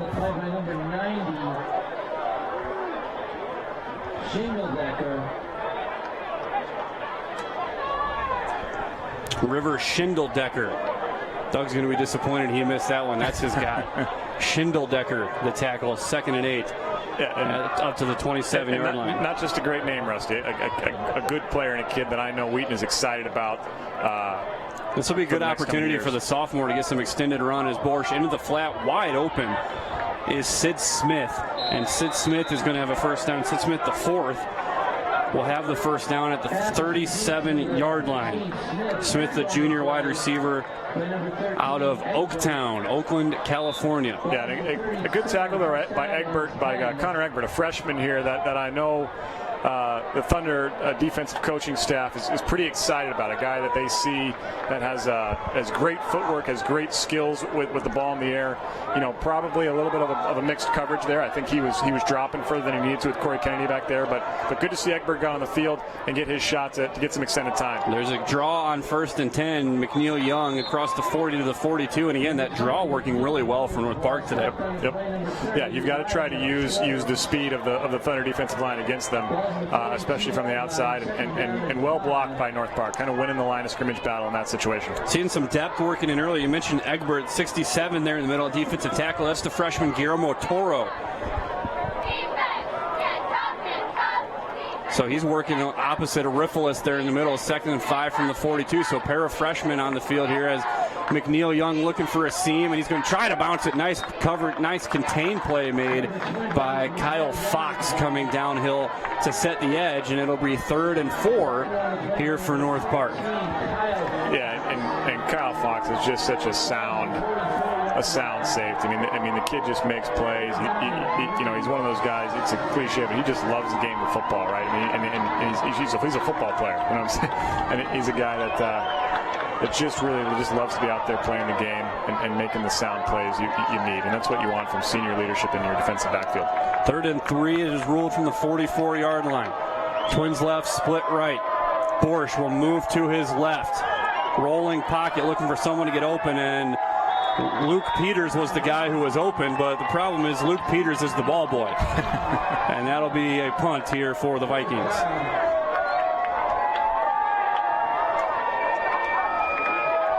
And this will be the 5th of the day for Gary Anish.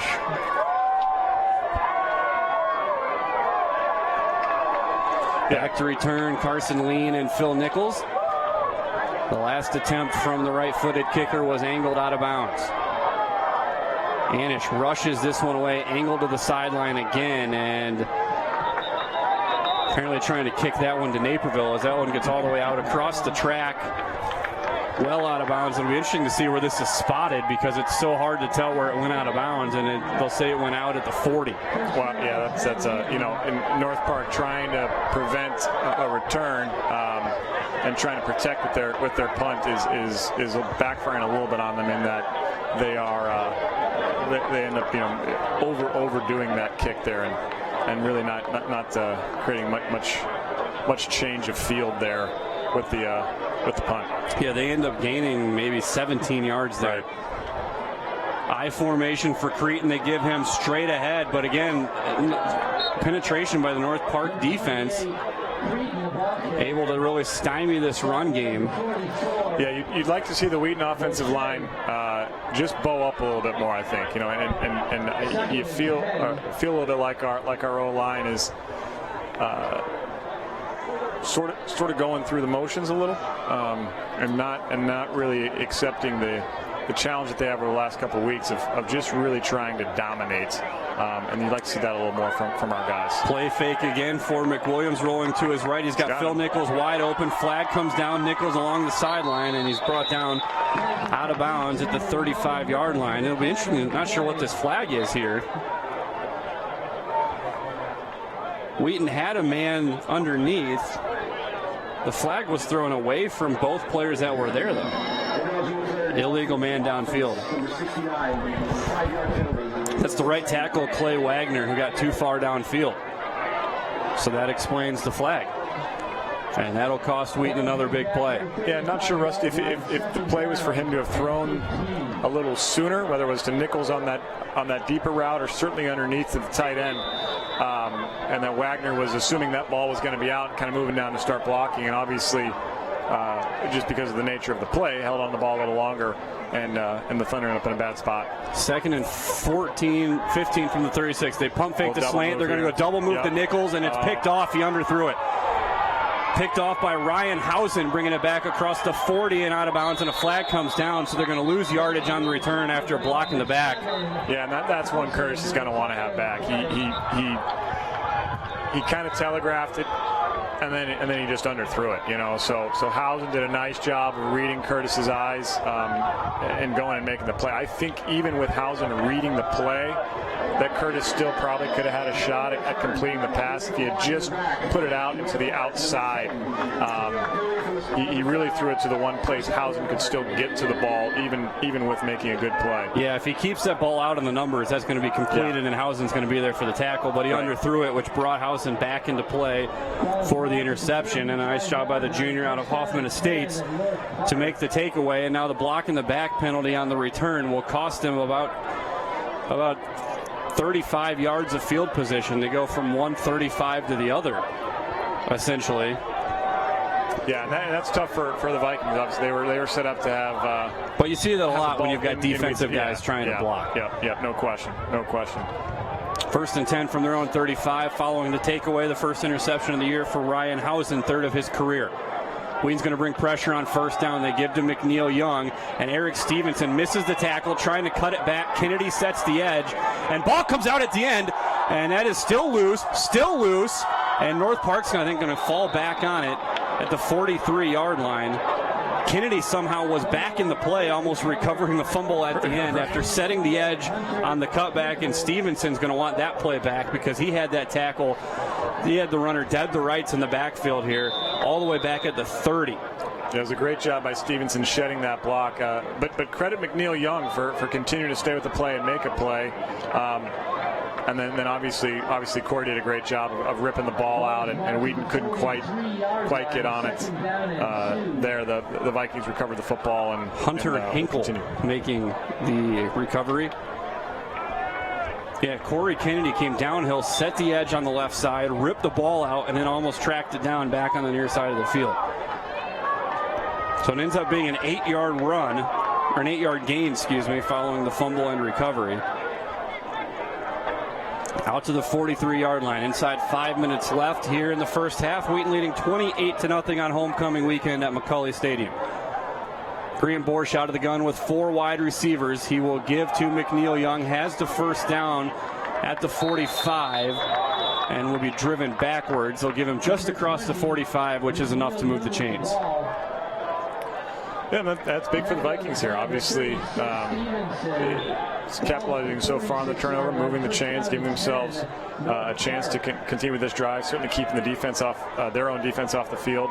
So if you're a North Park fan, you're hopeful that this drive can continue and can somehow end up with points and get something positive as we approach the half. 1st and 10 from their own 46 now for the Vikings. On the draw to McNeil Young. Gets outside of Schwartz, who will make the tackle with Sigler coming downhill as well, right at midfield. The run game having some success for the Vikings, especially on the draw game. Yeah, certainly, and utilizing McNeil Young's speed, right, and his shiftability, we'll say. He does a nice job of making that first move and then getting the engine going and getting himself downhill to make positive plays. Obviously, he fumbled the previous touch, but still has been able to get himself, 5 yards a pop here and there on these opportunities. As Bausch looking to the right side, and he's got it complete. Sigler going to run him out of bounds. Catch made by Malik Powell, and that'll be just shy of the 1st down marker. North Park's offense doing a nice job here, JP, of taking time, trying to take the air out of the first half and not give the Wheaton offense too much time with 3 timeouts still left. If they're not able to score, they don't want to give Wheaton a chance to answer here before halftime. Right. You can see the Vikings are making plays. They've got some capable guys. They're just running into a Wheaton defense here that's a little bigger and a little faster, and if they can't use the speed against them, then those are the plays that they're finding themselves in some trouble. 3rd and a yard from the 45. They give to McNeil Young, and he's going to be wrapped up around the ankles and driven backwards. Tackle on play number 92, Jake Holliday going to get in there and make the play. That's a nice job by Matthew Sarkozy, also grabbing him around the ankles and not giving his feet a chance. And this looks like they're thinking about a 4th down attempt here, just across midfield. Clock is running. Some uncertainty at least. Yeah, I mean, to be honest with you, Rusty, in one sense, you kind of go, what do we have to lose here? We're down 28-0. We're approaching the end of the half. I mean, obviously, you are the obvious answer of what you have to lose is your field position potentially. But given North Park's punting so far, you can't assume that they're going to gain a tremendous amount of field position with the punt. So if you're North Park, you get 2 yards. You go, hey, let's take a shot at this. Let's call a timeout. Let's huddle up here and see if we've got a play that we like here that will get us that 2 yards. Again, whether it's utilizing the play action or some sort of delay that they've found success against the Thunder defense. If I'm North Park, I'm going something like that. I'm utilizing the threat of the run and then trying to hit a little pass to get that 2-yard play and move the chains. So we'll see what North Park chooses to do coming out of the timeout. Boy, if you're them, you've done a nice job of leaving only 2 minutes left on the clock here in the first half. But do you really want to give this Wheaton offense only 54 yards to cover to get to the end zone?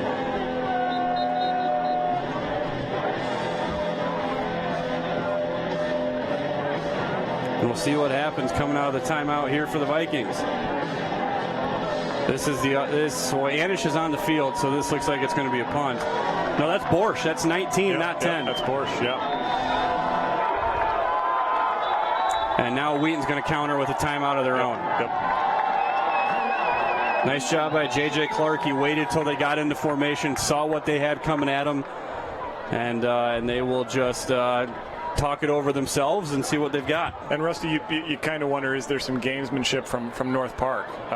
Let's run out, look like we're going to run a play, force Wheaton to call a timeout, and use one of those timeouts that Wheaton would obviously like to have on the offensive side of the ball should North Park decide to punt. So there is something to be said for that look.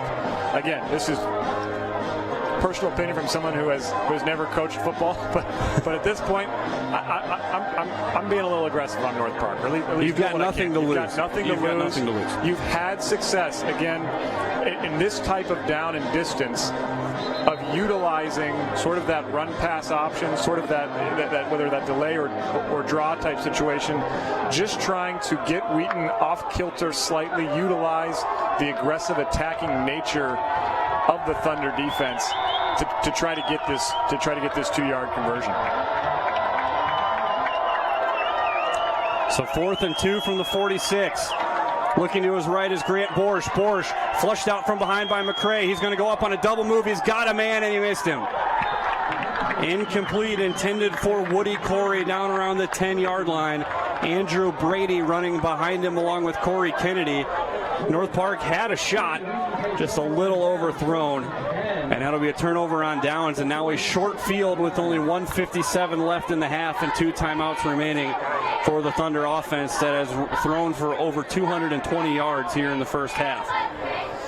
Yeah, decent design of the play there. Not sure personally that I would have done that play where there was no sort of again utilization of Wheaton's speed against itself. Just kind of tried to run that double move, and it didn't quite work. Wheaton didn't bite. Creighton, big hole on first down out across midfield across the 49, even to the 48, and a late flag comes down. We've got some jawing and extracurriculars. Yeah, I think that's Latuli, if I can see correctly, for North Park. Pace was kind of finishing his block, and Latuli gave him a shot. Didn't seem to take too kindly to that. A little bit of frustration here for the North Park Vikings, certainly, with how the day has gone so far. That is Latuli who gets the unsportsmanlike conduct penalty. Personal foul, 15 yards. And again, he notes that is the first because 2 of those kind will get you ejected. And a nice job by Pace to not sort of retaliate or respond to that. In that situation, it's not always easy to not feel like you've got to get the last word, or in this case, the last shot in. So good job by Tyler. Kevin Park working at right guard here for the Thunder. They move the pocket right side. It's Creighton on an extended handoff inside the 30, 25, down to the 23. Leaving 2nd and short. It's a nice job. Just move the pocket, get an easy completion. Really just a handoff, but into space. Right. And setting Creighton up to be successful here. Well, there's a backside setup to that as well that we saw there on the replay. Is that we saw the Bears use it down on the goal line a couple times. You've seen Matt Nagy use it. You trail the tight end for a shovel pass, and it looks like it's there if Wheaton wants to come back to that. Yeah, right. And watching it myself, it felt like a shovel pass, and then you see Creighton's there. So having those options is nice. Nice play design. Creighton on the cutback has the first down to the 20-yard line as the run. Actually, excuse me, that was a first down. So they will be 2nd and 7. Wheaton offense, quick but not in a hurry here. Right. You can see getting a little chippy there in the trenches. Number 69 for us, our right tackle, Clay Wagner, with his arms raised. I'm not doing anything. I'm not doing anything. Which is a great way to tell the official, I'm guilty of something. Just trying to sell it. I'm not doing Play anything. fake. They've got Carter Roberts going deep and just a step too far. Outstanding coverage by David Simmons. Yeah, step for step there for Simmons. A nice job kind of being out there on his own against Carter, who's pretty quick there on the outside on those routes. And Curtis threw a good ball, and it was just great coverage. Yeah, that's where you want to miss on those routes. You want to miss where only your guy has a chance to make a play, and Roberts was the only guy there.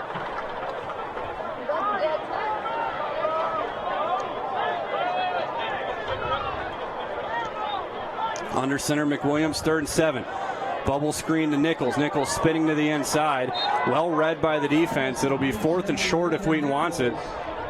You can tell Curtis. I think Jesse's. Oh wow! A little bit of miscommunication there on the sideline. Watching Jesse Scott and Mike Swider right next to each other, Jesse says, we've got a play we like here. So Mike Swider called for the timeout, and you saw Jesse quick try to tell him, we're good, we want to run it. But that'll be the second timeout of the half for the Thunder. So they'll have one left for the final 36 seconds, ball on the 17. And we'll see if it looks like Wheaton's going to send out the field goal unit now.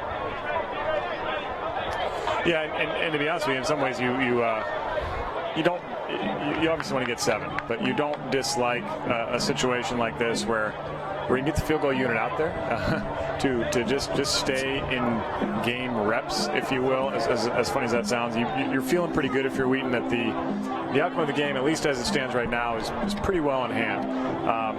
So an opportunity just to get your field goal unit out there, get a kick up of a decent distance, and just stay in that rhythm. Even if as as an attacking type mentality, you'd love to have taken the shot at it here. Bose has kicked just 2 field goals this year. He's made them both. His longest is 30. His career long is 30. So this would be a career long. The attempt of 34 yards, plenty of distance, and wide to the left side. We've got bodies all over the field here. A couple North Park players slow to get up.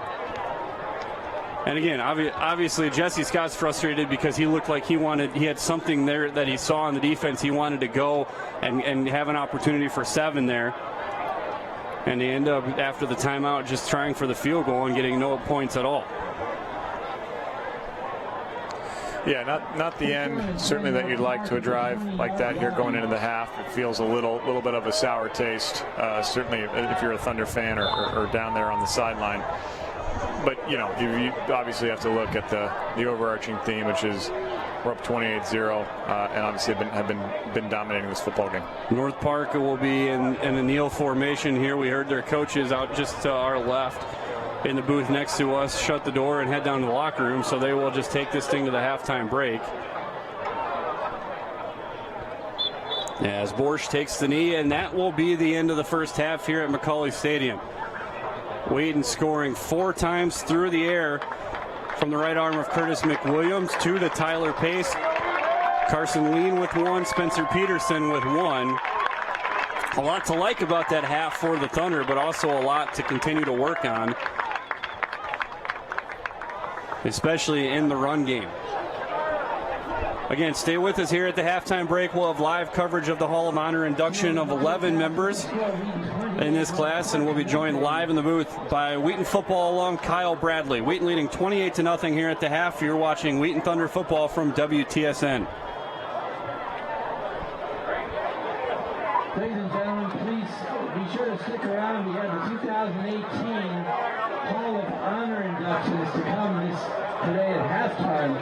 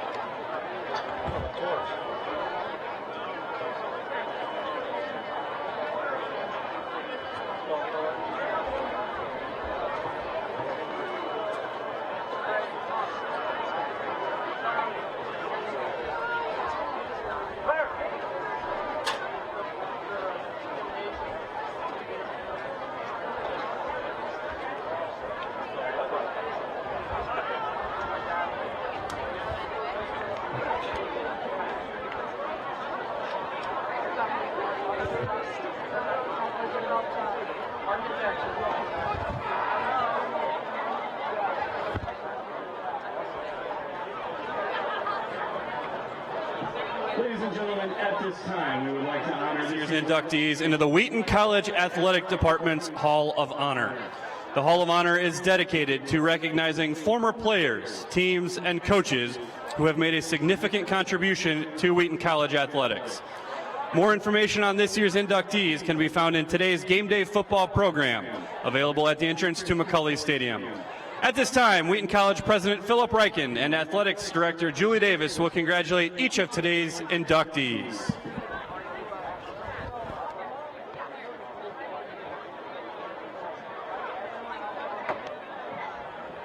Our first honoree is Justin Knapp, a 2003 Wheaton graduate. As a linebacker for the Wheaton football team, Justin led Wheaton in tackles in 2001 and 2002. As a senior in 2002, he led the CCIW champions with 109 tackles.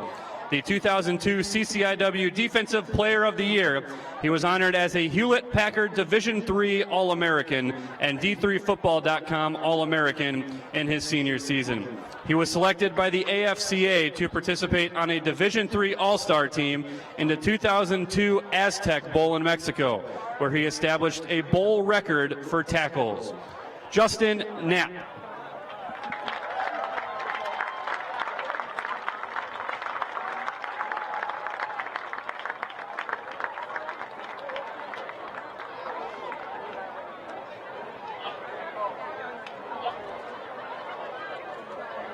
Next, we have Dane Lundgren.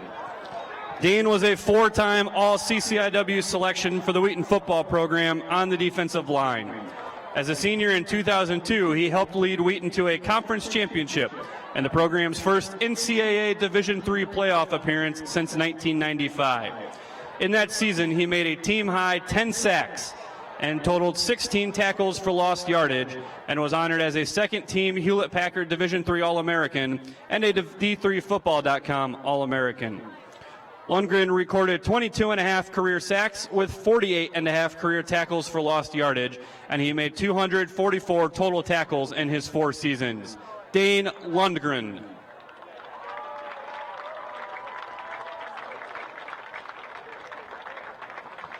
Our third honoree is 2003 Wheaton graduate Rebecca Shaw, and she is accompanied by Wheaton women's soccer coach Pete Felsky. Rebecca is Wheaton's only women's soccer player to receive All-American recognition in all 4 seasons of her playing career. A 4-time All-CCIW selection, she was named the CCIW's most outstanding player in 2000 and 2001. In 2001, she helped lead the Wheaton women's soccer program to its first NCAA Division III Final Four appearance. A 2-time academic All-American, Rebecca's 82 career goals ranked first in program history at the time of her graduation, and today ranks second. Her 200 career points was first in school history when she graduated, and also ranks second today. Rebecca Shaw.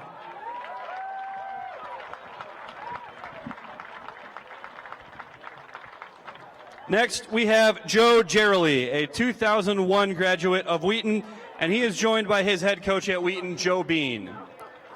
Joe was a 4-year standout for the Wheaton men's soccer program. In 1997, as a freshman, he was a key member of the NCAA Division III National Championship team. And in 1999, he was a starter for the Division III National Runners-Up. As a senior in 2000, he was named the CCIW Men's Soccer Player of the Year, ranking second on the team in goals with 10. A 3-time All-CCIW selection, Joe was an NSCAA first-team All-Region selection as a senior in 2000. Joe Gerely.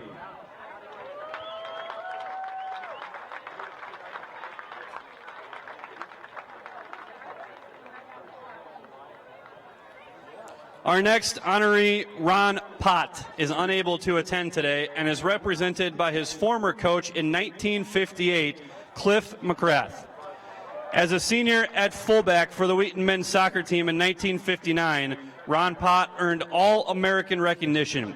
Standing 6'4", Ron Pott was an imposing figure for opponents and was a fierce defensive player for Wheaton in the late 1950s. Ron Pott.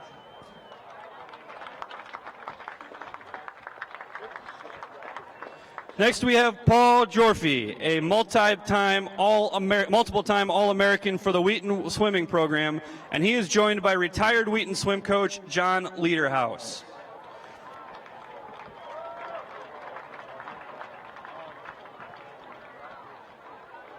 Paul finished second at the 2003 NCAA Division III Championships in the 100-yard butterfly and in the 100-yard freestyle. The 2001 and 2003 CCIW Most Valuable Swimmer, Paul won 7 individual CCIW championships in his career. He set varsity and CCIW records in the 100-yard butterfly, 100-yard freestyle, 50-yard freestyle, and 200-yard freestyle. Additionally, his 100-yard and 200-yard freestyle varsity records still stand today. Paul Jorfy.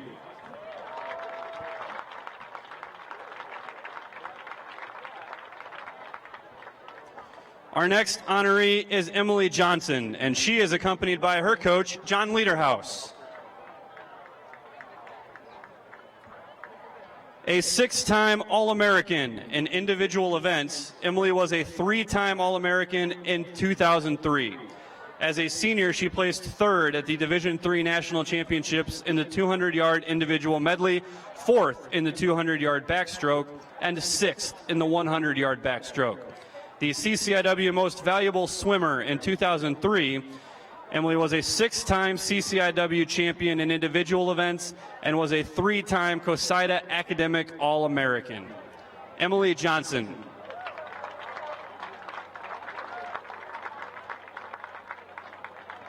Next, we have Ryan Rogers, a 2003 Wheaton graduate. Ryan placed 2nd in the 55-meter hurdles at the 2001 NCAA Indoor Track and Field National Championships to become Wheaton's first indoor track All-American. He finished 6th in the 110-meter hurdles with a time of 14.63 seconds at the 2002 Division III Outdoor National Championships and finished 4th in the 400-meter hurdles at the 2003 NCAA Outdoor National Championships. Ryan was the 2001 and 2002 CCIW Outdoor Champion in 110-meter hurdles, setting a conference record in 2002 that still stands today. He also won indoor conference titles in the 55-meter hurdles in 2001 and 2002. Ryan Rogers. Our next honoree is Matt Sheehan.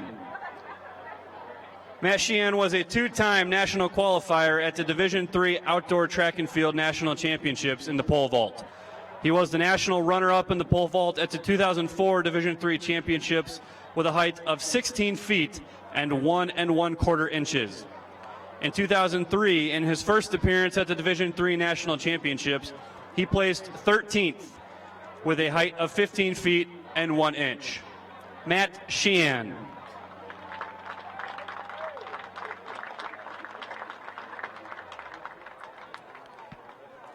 Our final 2 honorees today are wrestlers David Hurt and Sean Collins. Both David and Sean are unable to attend today and are represented by their coach for their 4 seasons at Wheaton, Dr. Seth Norton. Sean Collins was a 2-time national qualifier for the Wheaton wrestling team at 184 pounds, and he earned All-American honors as a senior in 2003 with a 5th place finish at the Division III National Championships. A 2-time CCIW champion at 149 pounds, he was named the most outstanding wrestler at the 2003 CCIW Championships. Sean Collins. David Hurt was a 2-time CCIW champion for the Wheaton wrestling program at 184 pounds, winning conference titles in 2001 and 2002. In 2003, he won the 184-pound weight class at the Pete Wilson Wheaton Invitational and concluded his collegiate career later that year with a 7th place finish at the NCAA Division III Wrestling Championships to earn his first career All-American recognition. David Hurt. Ladies and gentlemen, please give each of our inductees another round of applause. Thank you.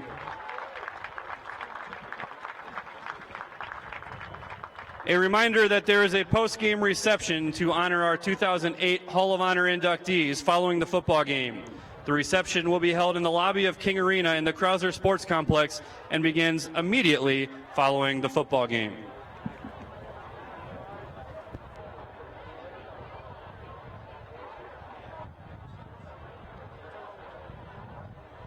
Christ at the Core is changing the way that we teach and learn on campus. It's the beginning of a 4-year journey, a pilgrimage, and study of the liberal arts in a Christian community.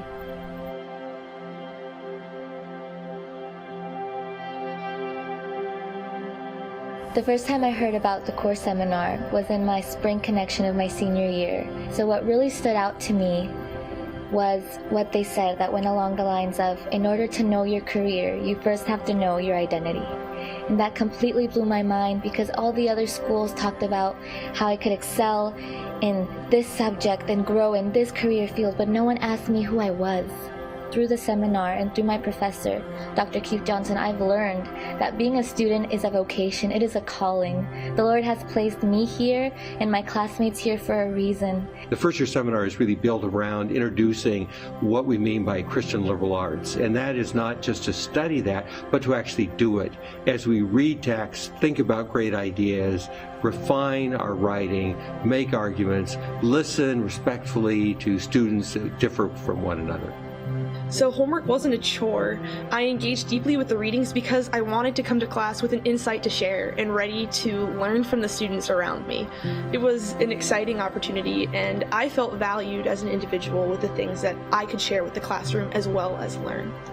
The Christ at the Core and Advanced Integrative Curriculum is important for our students because it gives them an unparalleled opportunity for critical inquiry and to understand how their academic engagement informs their faith, and also how their faith informs their academic engagement. It's really cool to be in a class that is just combining two very different disciplines, being taught by two different professors, Dr. Townsend just in the Department of Natural Sciences, and then Dr. Barwigan in Christian Formation and Ministry Department, but then seeing how they interact so beautifully in class and how they really just build on what each other are saying. Students are getting expert knowledge in two very disparate disciplines. Correct. And that they're now having to learn how to integrate this. Right. So it teaches them from a liberal arts perspective how to not only take kind of these silos of content and learn it, memorize it for a test, but to see that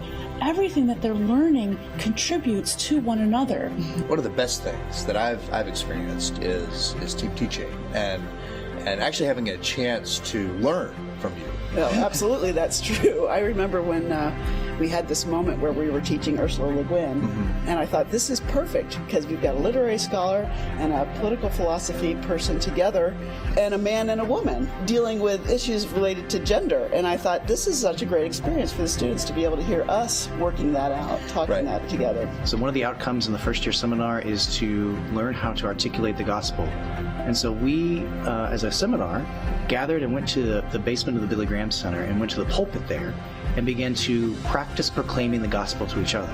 It was fun to do it together, to hear each other as we were learning better how to communicate the truth of Jesus Christ.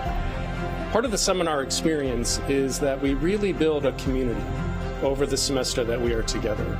One of my favorite memories from core class was actually not during class, but one night when Dr. Lauber, my core professor, had us over to his house for dinner. And community really built around that.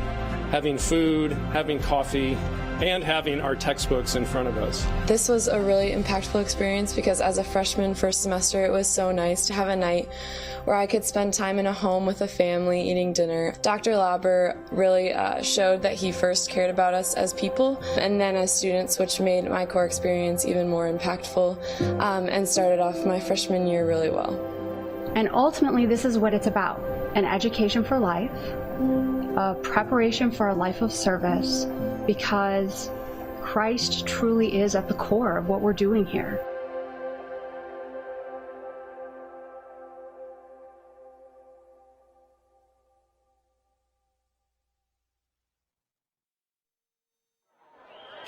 Welcome back here at McCulley Stadium. We're at halftime. The Wheaton Thunder lead North Park 28-0.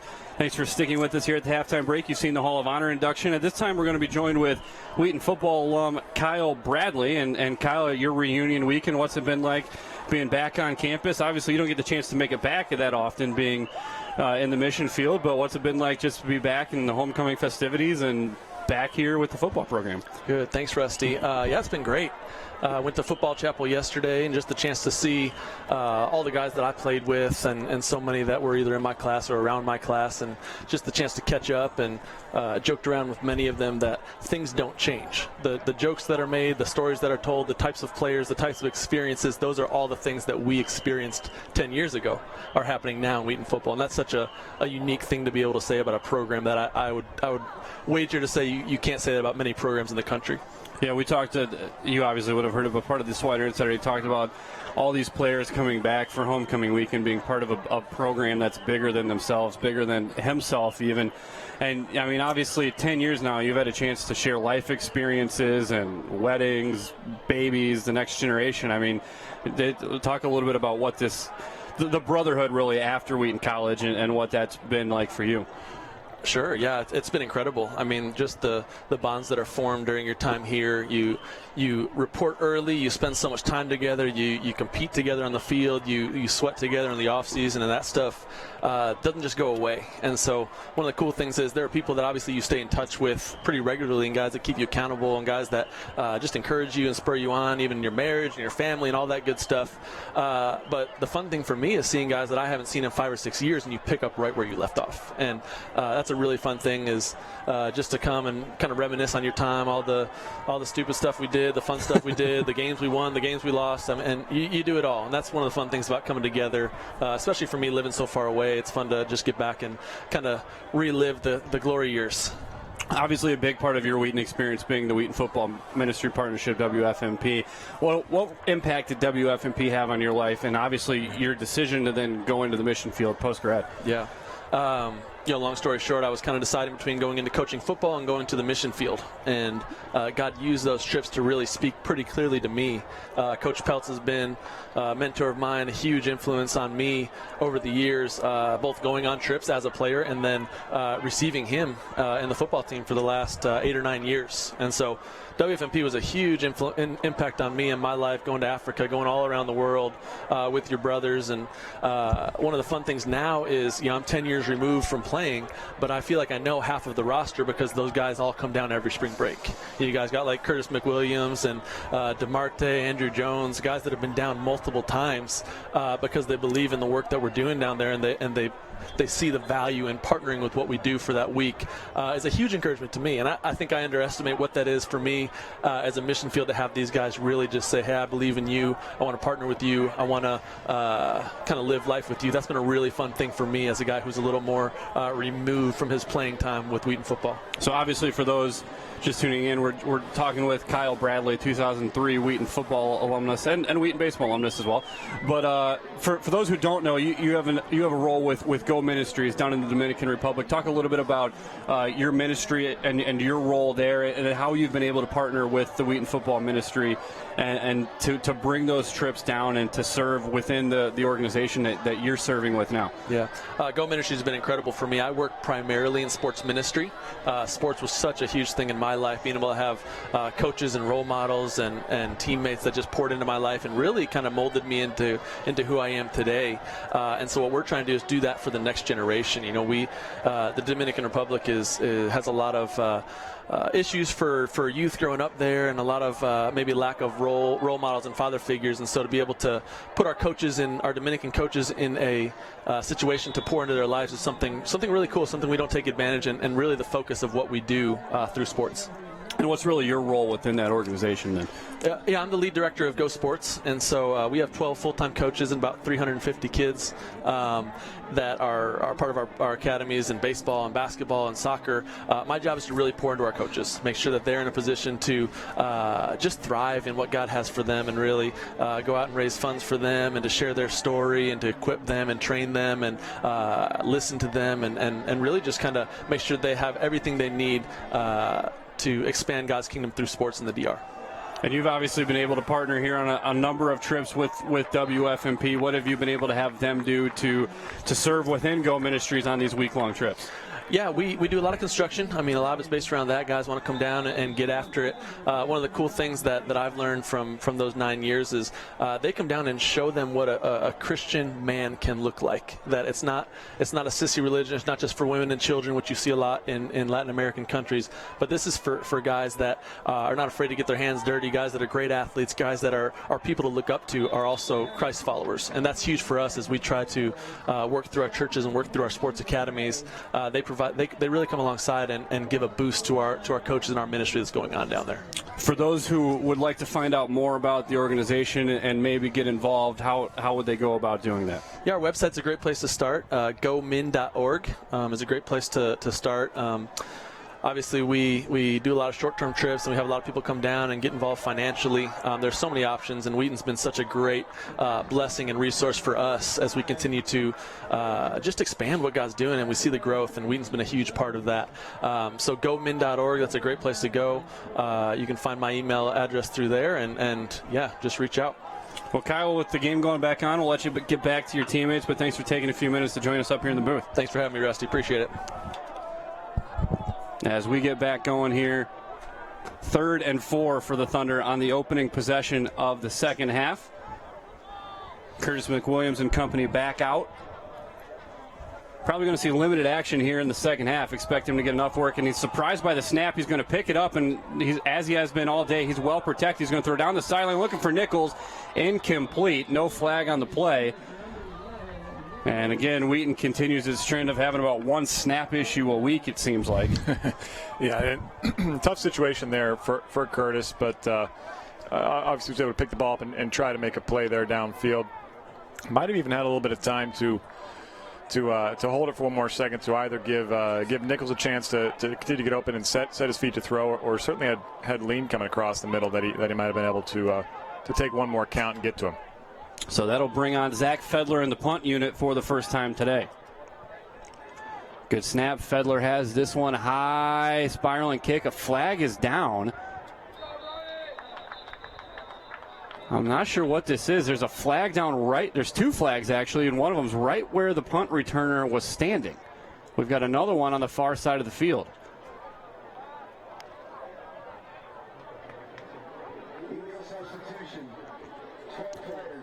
Oh, wow. Wow. 12 players on the field for North Park, and that's going to be an automatic first down for the Thunder. Yeah, I kind of wondered that. I don't know why else the flag would be thrown in that area, which was clearly our guy back there counting the number of players in the field, and then obviously seeing that North Park had 12. Quick look at some other games we're keeping an eye on. Frostburg State trailing Wesley 34-28, a battle of two top 10 teams. Bethel trailing St. John's. St. John's on the road, ranked number 9, 10-3. St. John's in charge of that game as they go into the flat to Nichols. Nice break on that ball by Dalton McKay, making a good hit for a very little gain. They're in a delay down in Bloomington, so Wesleyan and Carthage awaiting the start. North Central has scored the game's last 21 points to lead Augustana 28-0 at halftime. Wash U at halftime down the street at Langhorse Field, leading Elmhurst 20-7. And tonight, Carroll will visit the Milliken Big Blue. 28-0 our score here at McCulley Stadium. What was supposed to be a storm-filled afternoon has turned out to be a beautiful day. Overcast, temperatures comfortably in the mid-60s. Long delay. This will go to Lean in the flat. And Curtis looked like he held that there for a while, making them think they were coming back to the draw. But they end up going to the flat to Carson Lean. Yeah, that'll get 3rd and short. Yeah, it was an interesting route there, combination there from looking at Nichols kind of running out into the flat, and then obviously holding, and then hitting Lean. You actually kind of like that, and especially the way the line held the protection up for that long of a delay. 3rd and 2 here for the Thunder. Carter Roberts in motion. They're going to deliver to him in the flat. That's basically a jet sweep. Breaks out of a tackle. 30-25-20 and submarined out of bounds by the tackle of Tyrell Smith. And again, down behind the play is Quentin Voce. And Voce has been a warrior all afternoon. This is about the 3rd time he's been down after a play. And it all started when he took a late hit from Clay Wagner. And he's going to be assisted off the field again by the training staff. Voce has been their best defensive player all day, and you really appreciate how he has played with heart and played as hard as he can on each play. Not a guy that doesn't look like he's really paying a whole lot of attention to the score and just out there to play football. Second on the team with 3 tackles for loss. 1st and 10, lone back is Creighton. Creighton takes the handoff, bouncing to the outside. 15, 10, 5. He's not going to get there. He's going to be run out of bounds at about the 3-yard line, but the first real big chunk play we've seen from Jacob Creighton tonight. And that'll be 1st and goal to go inside the 5 at the 2-yard line. And a great job by the right side of the line there, really setting that edge and giving Creighton the kind of that outside lane to get to. And again, when he's able to run north-south, he's got a pretty good amount of pace to him as he kind of works his way going, and was able to get that nice chunk there. That's been a blocking scheme that's been very successful for Wheaton the last couple of weeks. They've run that play to the left side and just had washout blocks from the left side of the line. This time they're going to go lofted up top, looking for Spencer Peterson. They've got him. Touchdown Thunder. 5th passing touchdown of the day for Curtis McWilliams, and it's basically the same combination they went to on the last time in the red zone. Yeah, you can pretty much count on any time you see 1-5 in orange line up out there wide in this, within the 10-yard line. They're going to him, and really, why wouldn't you? With his size and ability, it's a high percentage play to throw that fade to him and just have him be bigger and stronger and go get it. Second touchdown catch of the day for Peterson, so he joins Tyler Pace with 2 touchdown catches apiece. As Griffin Bowes adds the extra point, 35-0. The lead for the Thunder. You have to wonder how much longer we'll see the number 1 offense after this. As that's just a nice job working against Dalton McKay.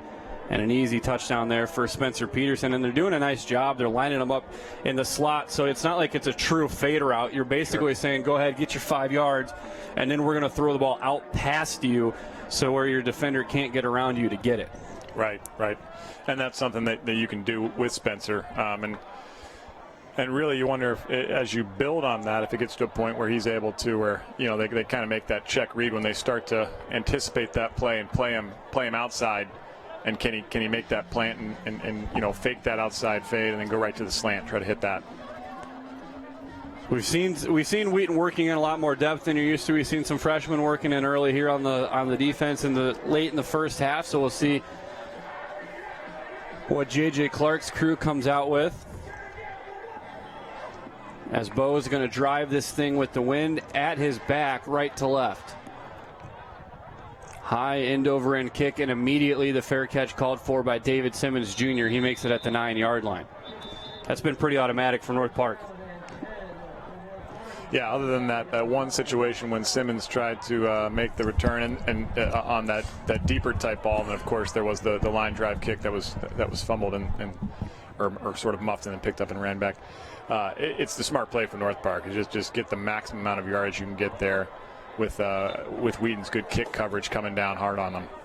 So Curtis McWilliams has thrown for 269 yards and 5 touchdowns today. That run by Creighton putting Wheaton finally over 100 yards rushing.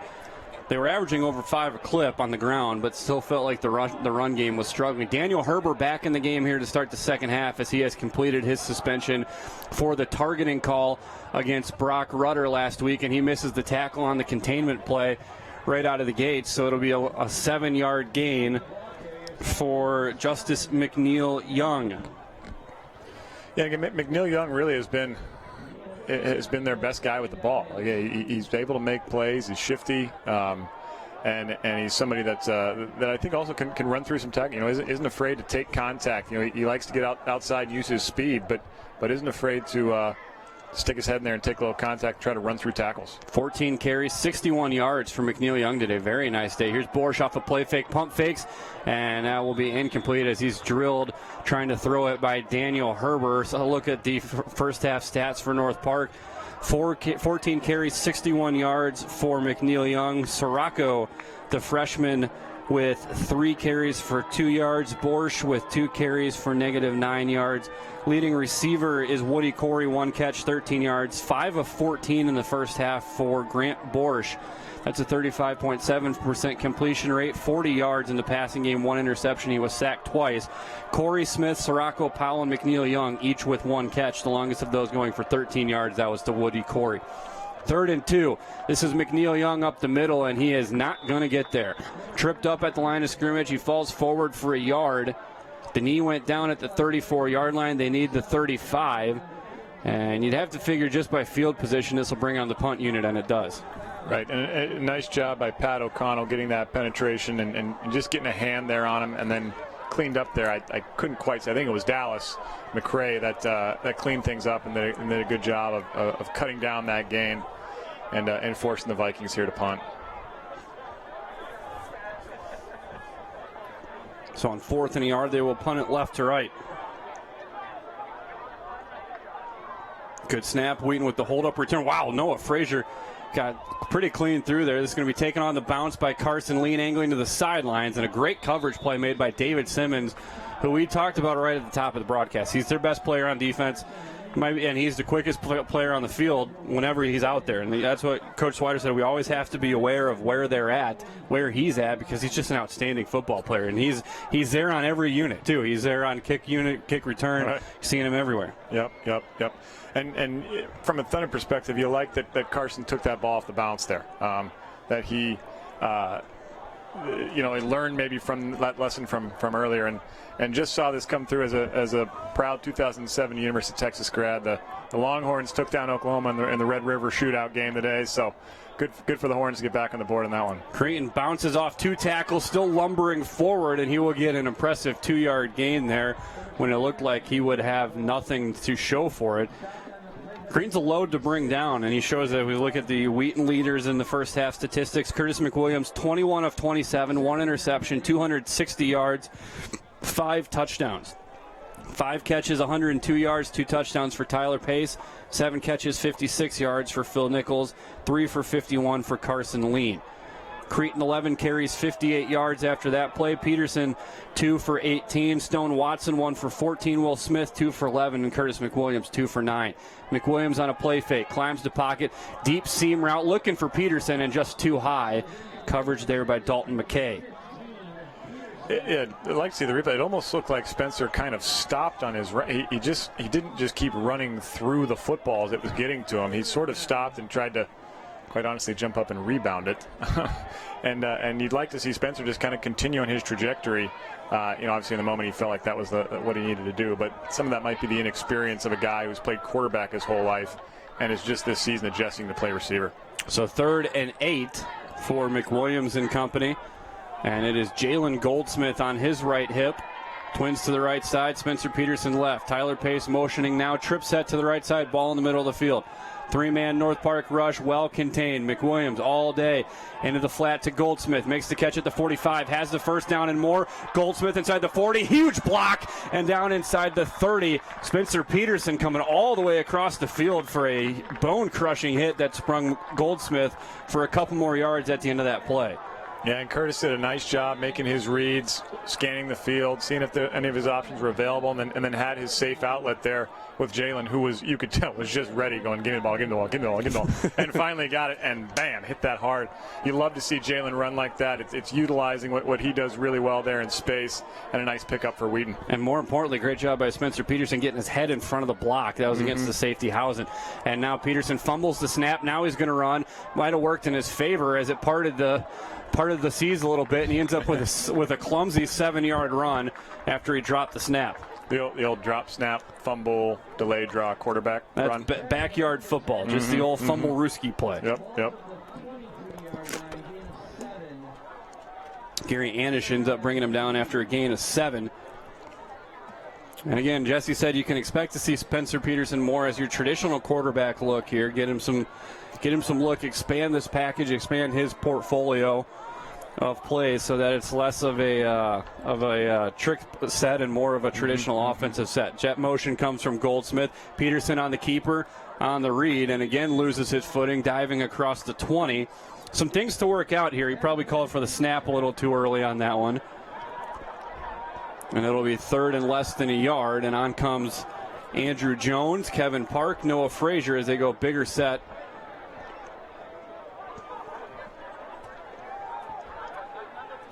Boy, this is a thundering herd set for the Thunder.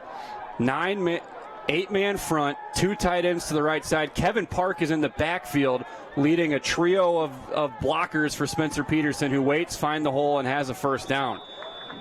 Yep, and I like that look, and I'm going to bet that at some point there could be a read there. That's almost a little pop pass type situation that they could do at some point to a guy like Pace there on the left. If you read the defense they were up, North Park was back a little bit. 2 tight ends and Kevin Park in the backfield there. And that's an 11-man front whose average weight has got to be 278 pounds. I mean, that is a large group of human beings in that formation for the Thunder. But it results in a first down run for Peterson, who stays in the game out of the shotgun with twins left. That's Carson Lean and Carter Roberts. And Philip Nichols to the right side. Jesse Scott's going to have to burn a timeout. And he is none too pleased on the Wheaton sideline. It looks like he's frustrated with Peterson, whether it was a particular snap count or a set and running the play. It's interesting. With some of the flux that goes back and forth for Peterson, working receiver, quarterback, you do lose some of that polish, if you will, when you're practicing that way. I mean, it's great to use an athlete like that in different roles.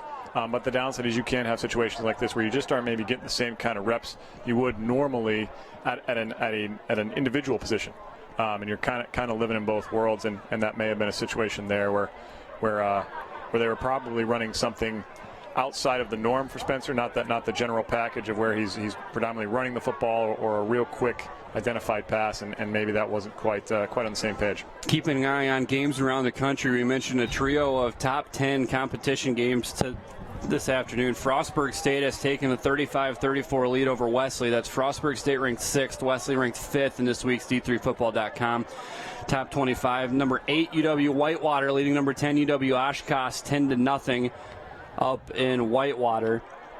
St. John's with an interesting one on the road at Bethel, a 4-0 Bethel team, 13-3. The Johnnies leading that one in the third quarter. 1st and 10 from the 17. Peterson going to drop it off into the flat to Van Dyke. Luke Van Dyke, 10-5, touchdown. So a little wrinkle in that package there as Luke Van Dyke going to have his first receiving touchdown of the season. And first of his career. Yeah, that's great for Luke. And as you had alluded to earlier, the talent depth at tight end. I mean, you saw what Luke did right there, and if you weren't paying close attention, and you didn't see the long trail of hair behind him, you would have thought that might have been 88 out there. Pace making that same catch and play. I mean, they are so similar in terms of their ability that you love that for Wheaton to have that kind of depth. Correction, that's his 3rd career. He had 2 touchdown catches in 2016. And looks like we've got a false start on the extra point attempt. We do. Clay Wagner, the guilty party. Boy, that's been a heavy laundry day against Clay Wagner today.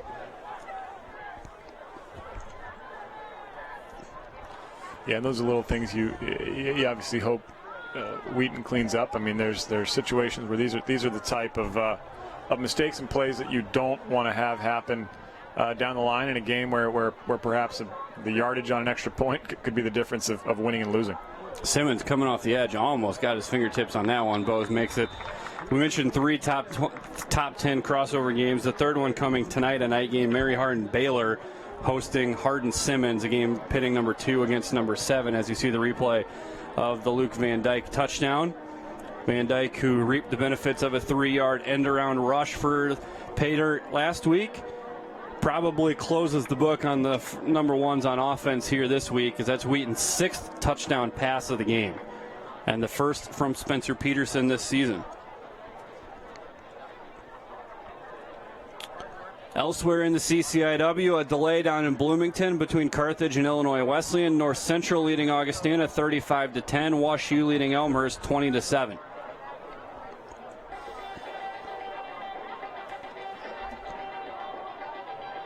As you can expect, Wheaton to start to mix the depth in here, leading 42-0. A great crowd on hand here on homecoming weekend. Threat of storms all morning. Leading up to kickoff, we had some intermittent rain at kickoff, and it seems the storm has dissipated and has allowed for a very nice homecoming atmosphere here. Had some rain early in the morning, leading up to about 8 a.m. or so, and it looked like most of the various alumni events were able to get off without a hitch this morning. The alumni football game going on down here at McCulley Stadium had a great turnout. You had alumni games going on out over at Leedy Field, at Lee Fund Stadium. Just a great campus vibe going on this morning, and it's great, JP. A lot of these programs have so many athletes coming back that they're really able to really bring these guys in and have great events built around for these alumni. Right, and it's really a testament to kind of the Wheaton experience for student athletes that they have such a positive experience in their time on the field, and then certainly their time in the classroom, of course, most importantly the time sort of sharpening iron throughout their career here. But it really speaks that, and hearing alums in all those sports comments about their times, and as Kyle Bradley talked earlier, just the old time together kind of comes back together. It looks like we might have potentially a fumble on the field. I'll finish my thought in a moment. Yeah, Pat O'Connell ripped that ball out at the very end of the play, and it was ruled down first, but it was going to be very close. We'll see it again right here on the replay. 47 O'Connell going to rip it out.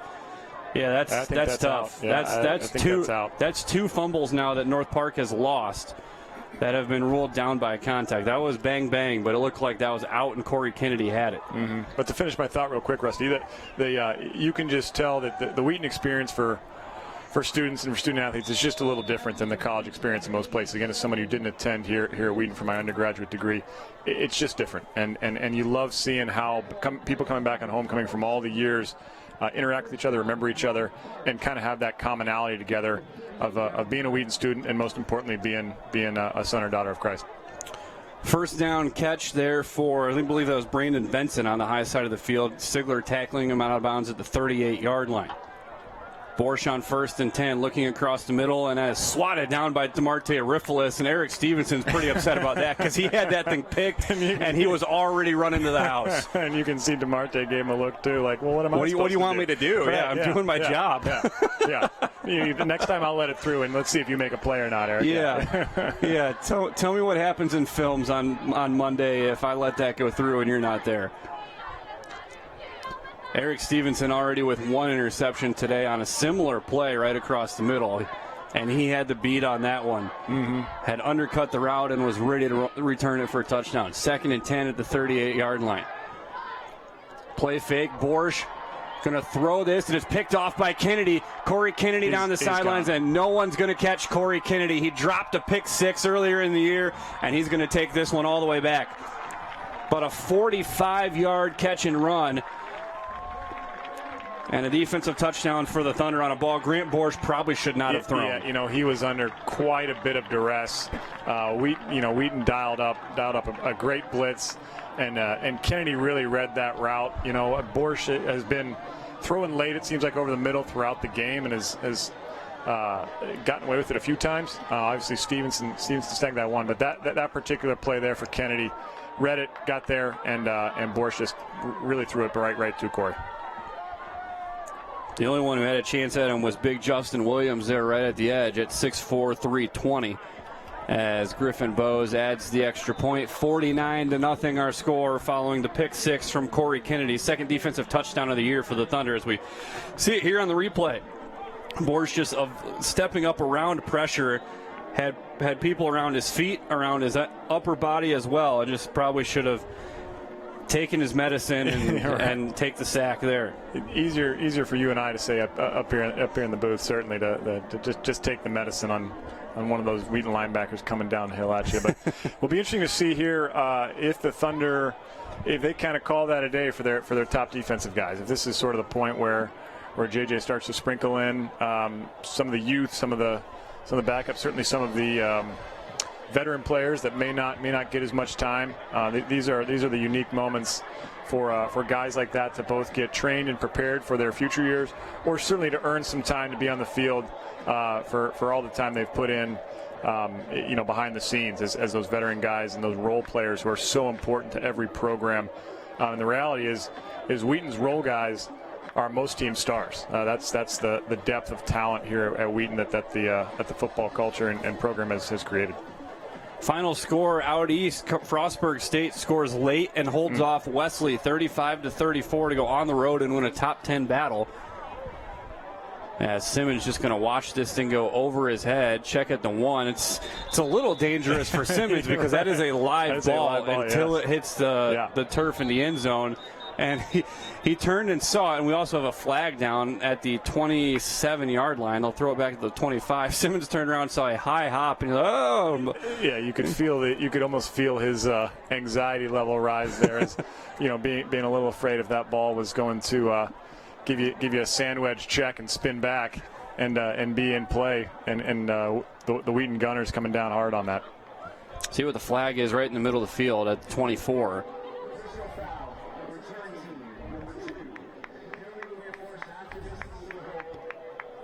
That's Victor Serta, the senior defensive back, with the personal foul. That'll be half the distance to the goal. So that'll mark it back to the 12 to start the drive. St. John's has scored again, so the number 9 ranked Johnny is leading undefeated Bethel 20-3.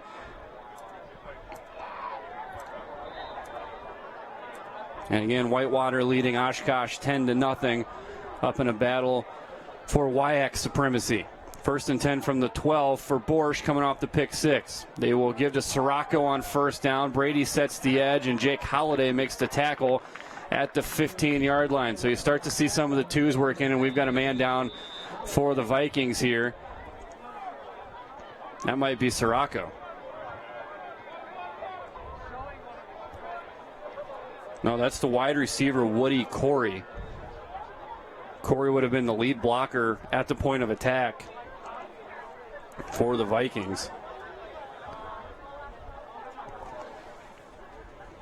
And obviously some measure of a serious nature here as you see both sides taking a knee. That's oftentimes when guys know this isn't something that will be quick in terms of the recovery or in terms of the injury. Giving you a recap of other events here on homecoming weekend. Last night, the Wheaton women's soccer team defeating Augustana College in double overtime on Hannah Cockrum's goal in the 104th minute for a 1-0 victory. Excuse me, a 2-1 victory. The men's soccer team defeating Augustana 1-0, overcoming the Vikings and a pair of lengthy lightning delays last night at Joe Bean Stadium, finishing just under 4 hours after they started. Yeah, I tuned into that one from home at about 11 o'clock, thinking I was just clicking to review the game, and next thing I know, the game the live broadcast popped up, and you're carrying on at me, and I'm listening to your voice going, my goodness, they're still going here. Yeah, all kinds of things we hadn't seen before at Joe Bean Stadium last night. So Wheaton Soccer winning its second in a row. Pete Felske's squad, number 13 ranked women's soccer team in the land, moving to 10-2 and really taking control of the CCIW at 3-0. So after the injury delay here, 2nd and 7. Borsch looking to his left, pump fakes going into the flat. Almost picked off by Kyle Fox, taking it out of the hands of Malik Powell, and Fox was thinking about the end zone himself. Yeah, great break on the ball there by Fox on that longer throw to the other side from Borsch. And it looked like he kind of fumbled the ball or double clutched it. Yeah, you can't, getting ready to release can't throw late to the flats. No, you can't throw late across the middle, can't throw late to the flats. And I'll tell you this too. You can tell Daniel Herbert didn't play in the first half because he is playing like his hair's on fire right now on every snap. If you watch 22 out there, he is flying around on blitzes and other situations. He's making up for lost time. Now he's dropped back as the free safety, almost. Looking like a Tampa 2. Borsch on the draw to Sirocco, and Wheaton looked like they were expecting that one. Wow, big hit there at the 17. Looked like Wheaton had kind of talked about that one at halftime. That was a very successful set for North Park in the first half. Mm-hmm. By the looks of things here on the sideline, Curtis McWilliams' day is done. He looks like he has the earpiece in and ready to go to work supporting Jesse Furrow and company on offense. Yeah, and that's a great opportunity for Jesse to get in there and get some action. Again, a guy that I know coaching staff, people around the league have talked about. I mean, Jesse's a guy that most of our league would take as their starting quarterback right now, and he would be very successful as we see this punt here. Boy, that's again. Yep. Yeah, that's got to be addressed in this week because Carson Lean rushed up. Obviously, knew he couldn't get there, so he checked up, but had plenty of time to collect the bounce, and instead it rolls all the way down to the 25-yard line. That's 15 yards of field position given away. And again, he's back there this week because Adam Torini is out this week. Torini, if you ask a lot of people, Torini probably maybe shouldn't have been out there, but gutted out the North Central game because it's the North Central. It's the Bell, and it's just a gutsy effort from Adam Torini last week, but able to get a break this week and rest up. Right. And Wheaton also missing the services of Tayshawn Gibbs, who we've seen return some punts, and who's probably another guy that's in that line to be back there, out with some tendonitis issues, where not a long-term thing, but something that certainly I think they felt was the right thing to kind of rest and heal up as well. Yeah, 1 yard run there for Jalen Goldsmith. So now you've got Spencer Peterson, Michael Bloss, and Carter Roberts to wide receiver. Luke Van Dyke working as the tight end. Left tackle Drew Smith. Mark Nussbaum, the left guard. Nate Thompson in at center. Kevin Park, the right guard. As Furrow waiting across the middle, complete to Carter Roberts. And Roberts will be out to the 33-yard line. Nice pitch and catch there from Furrow to Roberts. A good crisp route from Carter, and Jesse delivered that ball right on time, had a little heat in his face, and stood in and took a little bit of a shot, but threw a good pass there to Roberts. Gabe McGill working at right tackle now for the Thunder. Now Spencer Peterson is the quarterback with Jalen Goldsmith in the backfield on 3rd and 2 from the 33-yard line. This is going to be speed option left. Peterson will tuck it and run. Peterson to the 40-45. And before he can turn the corner, he's going to be brought down around the ankles by Lua Latuli. And Latuli is down behind the play now. And it looked like the way he came in to make the tackle, something wasn't quite right in that lead-up step. And he is still on the ground right in front of the Wheaton sideline. Yeah, hard to tell exactly what happened to him, but it might have just been kind of that turf monster type situation where you just get stuck on your run, and you just kind of catch yourself a little bit. And you see, actually here on the Wheaton sideline, Peterson a little gimpy or awkward coming here to the sideline as well, and the training staff taking a look at him. Yeah, it makes sense when you get tackled from behind around the ankles. That's a lot of traffic there. Latuli, the senior linebacker, leading the Vikings in tackles out of Pago Pago, Samoa. And the good sign, he's able to walk off mostly under his own power. He'll have the supervision of the trainers, but mostly doing so himself. And now kind of trying to amp the pace up a little bit, a light jog to the sidelines. Latuli has been active today with 3 tackles, including 1 for loss. Simmons leading the Vikings in defensive hits with 7. Voce with 6 to go with Landrau. And Voce's also been in and out the field with injuries. Bubble screen to Michael Bloss. Bloss hit well, and Simmons is going to add another one to his tally. And David Simmons has had a very impressive day, as now he's not sure if he's slow to get up or just taking his time there, because he is still in the defensive backfield. Now he's up. But that's his 8th tackle. And he's been all over the field for the Vikings. As Christian Bullheist checks into the game, giving Wheaton another wide receiver. And he will split out to the right outside of Bloss.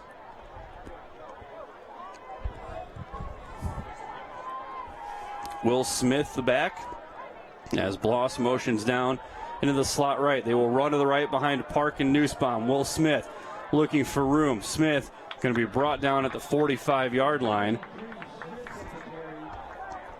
Nice run there by Will, and had a caravan leading his way there for a good positive gain for the Thunder. Jaquavius Jones making the tackle for the Vikings. Freshman linebacker from Jupiter, Florida. So it'll be 3rd and 3 as we go into the final minute of the 3rd quarter. And Bullheist will motion down slot left. Furrow, play fake, going to throw it, and that's almost intercepted by Simmons, who was sliding to the turf. And you talk about balls that should not have been thrown. Furrow needed to pocket that one. Yeah, dangerous play. And you'll have a kid trying to make a play, but sometimes you can get yourself in a bad spot. And really, what's unfortunate is I think he was trying to throw it to deep, but I missed which receiver was running deep. But he actually had Roberts wide open. If he had just thrown the shorter ball, which the ball ended closer to Roberts, but I don't believe that was his intended target. It looked like he was trying to throw deeper. But if you just been able to take a second to try to throw to Roberts, he might have actually been able to make a play there. Arnaldo Landreau had the pressure on Furrow. This punt going to bounce at the 23 and bounce backwards to the 25. So not a great effort there from Zach Fedler. It's going to net only 20 yards.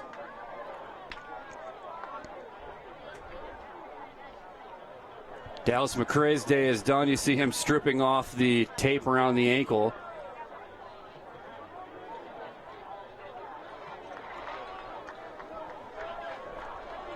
So you'll see the depth start to work in up front as well. Holiday in the middle with David Bauer at tackle. Schindeldecker on one defensive end. As first down, this will be the backup quarterback, Jason McGivern. And McGivern, much more athletic guy back there than Grant Borsch. He doesn't have a pass attempt this year, but he's got 8 rushes for 8 yards. And you see him there. He's got a lot more wiggle to him than Borsch. Yeah, McGovern, a 6'3", 205-pound freshman there from Saline, Michigan, up in the Ann Arbor area, and home to a former Wheaton linebacker, Caleb Ashby, actually, as well. Yeah, that's the end of the third quarter. Wheaton has added to its halftime lead, adding 3 touchdowns, a passing touchdown from McWilliams, a passing touchdown from Peterson, and the pick 6 from Kennedy.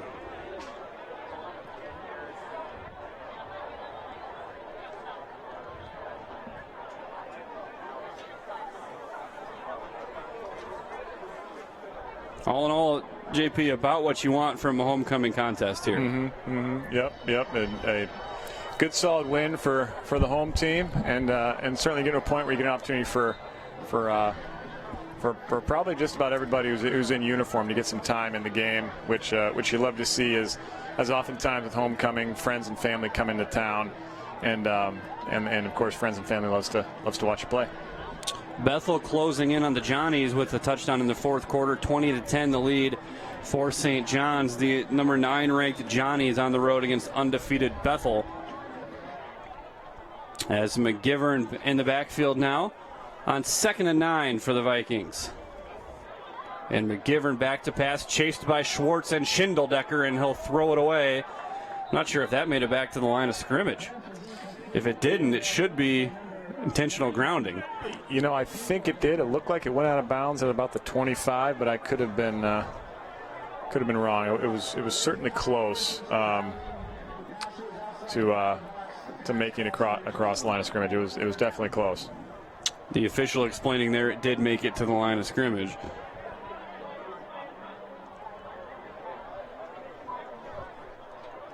So 3rd and 9 for the Vikings. First passing attempt of the year for the freshman McGovern. And McGovern will face a 3-man rush. Across the middle, drops off underneath. Ryan Schwartz was sitting there waiting to put a hit on Malik Powell. Pass was incomplete. He threw it behind the junior receiver. And that'll bring on the punt unit for the Vikings. Tell you what, the more you watch and key on Ryan Schwartz, the more impressive he is as a linebacker. He's a guy who has forced his way into the picture of this starting defense. He started as a distant number 3 in camp and has worked his way up to being the starter, and really has taken the spot away from a senior. And as Jacob Clean had that spot early in the year. Yeah. You're right. Schwartz has just continued to improve and grow.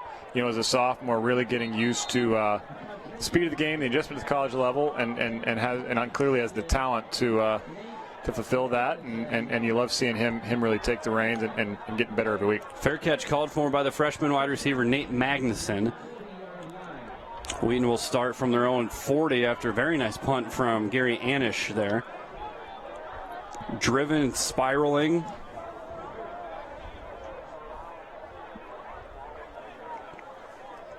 So 1st and 10 from the 40.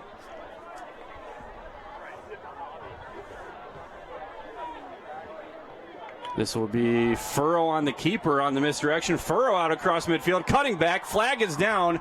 I think it's going to be coming back, but for the time being, Jesse Furrow has a pretty impressive rushing touchdown of 60 yards, but we've got a couple of flags back at the 45-yard line. Yeah, it looks like unfortunately it's going to end up coming back here, but really it all started with a great fake there by Furrow. You could see North Park's entire defense falling for that fake and shifting, and Furrow able to keep it, and then and made a nice run and turn on the Jets. But looks like maybe was got the jump by some a little extra help in the blocking game that isn't quite legal.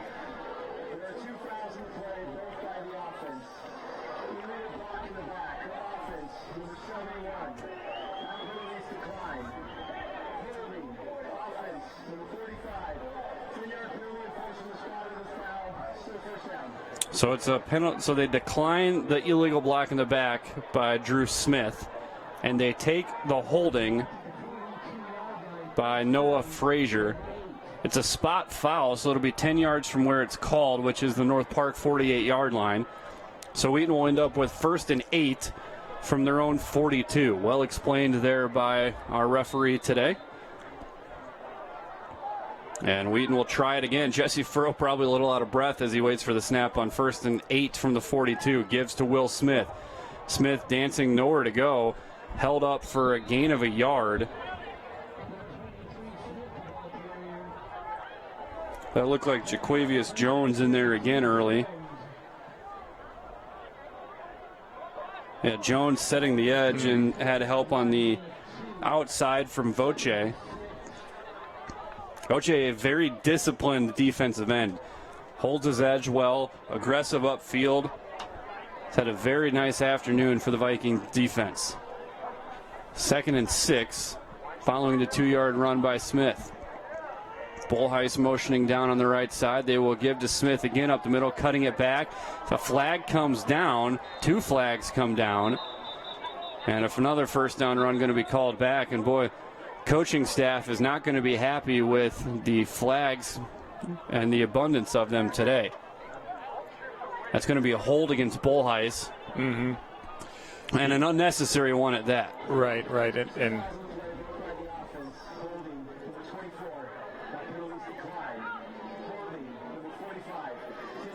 And it's Frazier again. Yeah, it looked like he reached out and pulled on the arm of the North Park defender there. Watching the replay, couldn't quite tell what number was doing that there from the replay, but you could see he was blocking him and then pretty clearly took one last reach and grab at the arm there. And a tough break for Frazier because both penalties are on him, right. And both plays have had 2 penalties.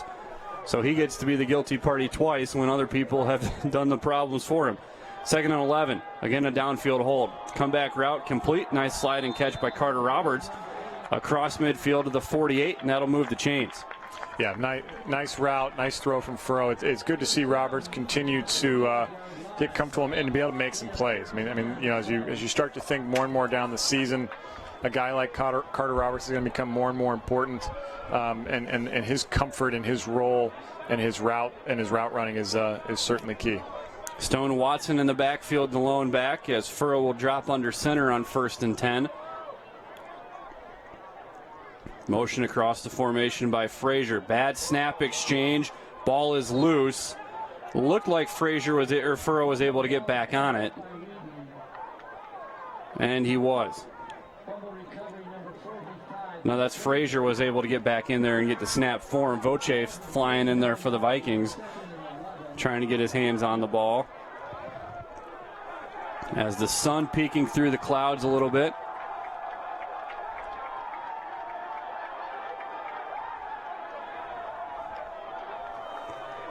Second and 11 from the 49.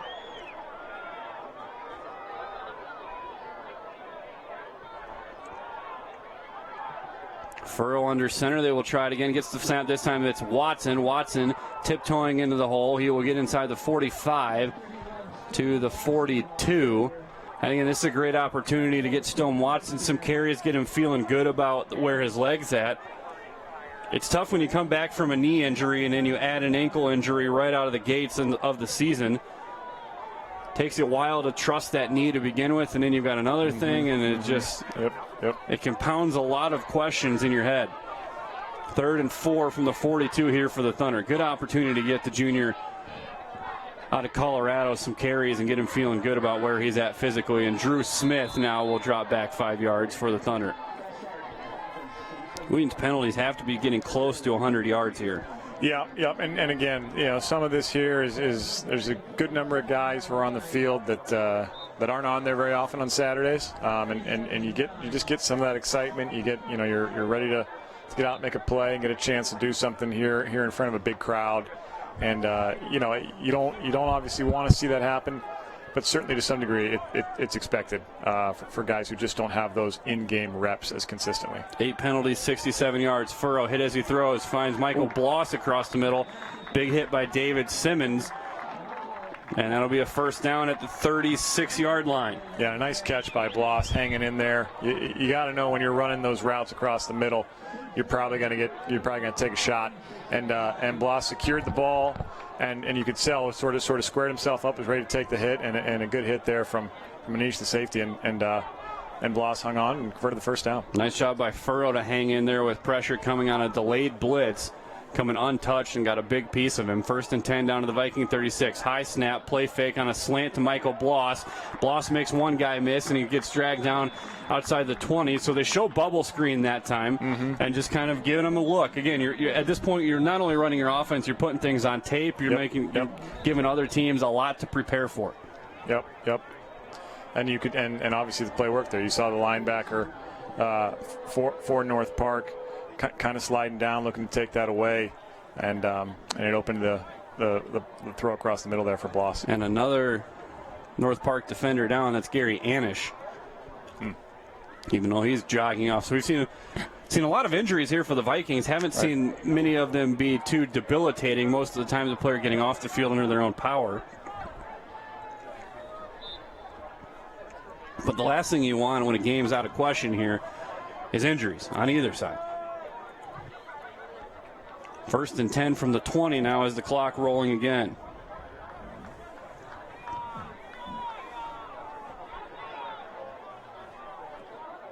Four wide receivers with Will Smith in the backfield. They go bubble slant to Bloss. Bloss, touchdown, Thunder.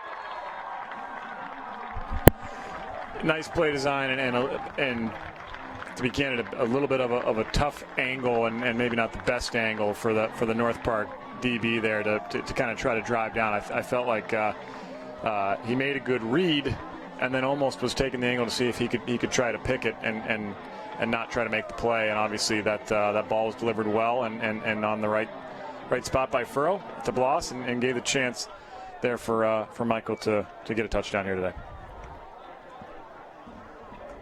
Yeah, not only that, but I'm not sure Furrow did the best job of delivering that ball where he wanted to. Almost brought pass interference into play as Bowes blasts that one off the right upright and no good on the extra point. So Griffin Bowes misses his 2nd extra point of the year. And so you're starting to ask some questions now of the Thunder kicking operation. You've missed a field goal, you've missed an extra point. So Wheaton's going to feel good about getting a win, but you've got some things to clean up. A lot of penalties, some sloppy offensive line play, some sloppiness in the running game. And and really games like this and those types of plays from a coaching perspective is when you get back and you watch the tape, you've got to take a pause on each of those and sit back and review as a staff and go, is this an illness, if you will, or an ongoing issue, or is this a symptom of the game that we're playing in? Are we in a game that maybe we weren't quite as focused, quite as dialed in, and therefore are making some mistakes, or is this something we've got to really work on? There are times in games like this where you make certain mistakes or certain things happen that really aren't long-term problematic. It is a little bit of the product of the game you're playing in and the opponents. Although right there we see another issue with the kicking game of the ball going out of bounds and obviously giving North Park the ball in the 40, which is something you don't want to do. Yeah, now you start to wonder about Griffin Bowes a little bit now because he hasn't kicked one out of bounds all year, and he hasn't even had a bad, like a wobbling. Most of his kicks are so over the top and true. So he misses an extra point and now misses a kickoff out of bounds, and you can tell he's pretty unhappy with himself. Right. I'm sorry, 35 in the college game. Thinking 24 hours from now with the 40 on the out of bounds kicks. So it'll be at the 35 for Jason McGovern and the North Park offense with 10:04 left to play. McGovern will hand off on first down. Blasting through the line is Sirocco. And Sirocco is going to have a nice 7-yard gain. One of the things North Park's been able to do is they've been able to find a little bit of wiggle room in the run game.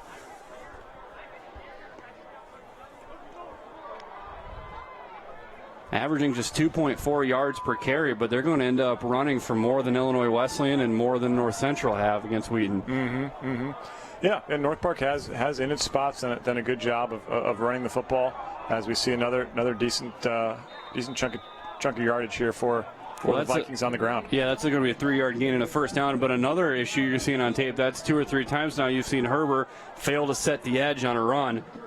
Just gets a little bit too aggressive in what he has shown, and it's not just today, it's been all year. He's shown a propensity to leave his feet too early when you've got to keep your legs and drive on a running back, and he's been too willing to leave his feet trying to make a tackle. Yeah, there's just there's a lot of just clearly a lot of excitement, a lot of energy in him out there on the field, just wanting to make plays and trying to make fantastic plays instead of good solid plays sometimes. In fact, the first play of the second half defensively, where he flew in and went airborne to try to deflect the pass, ended up landing and coming down and making the play. That was a great example of something where, like you said, you want to stay on your feet. You do want to stay sound defensively and not leave your feet in those situations. Sirocco with a 4-yard gain there on the counter, has the ball right at midfield. McGovern flushed out with pressure up the middle, going to deliver into the flat to the tight end Naeem Smith. And Smith makes his first catch of the season. He caught 2 balls for 10 yards last year. Not used very frequently in this offense as they like to spread it out, but he gets 2 yards there on that one. It's going to be 3rd and 4. Pressure coming up the middle from Alex Linton there for the Thunder. As the clock runs down towards 8 minutes left in what will be a very convincing homecoming victory for the Thunder. Up over 500 yards of total offense for the 3rd consecutive week.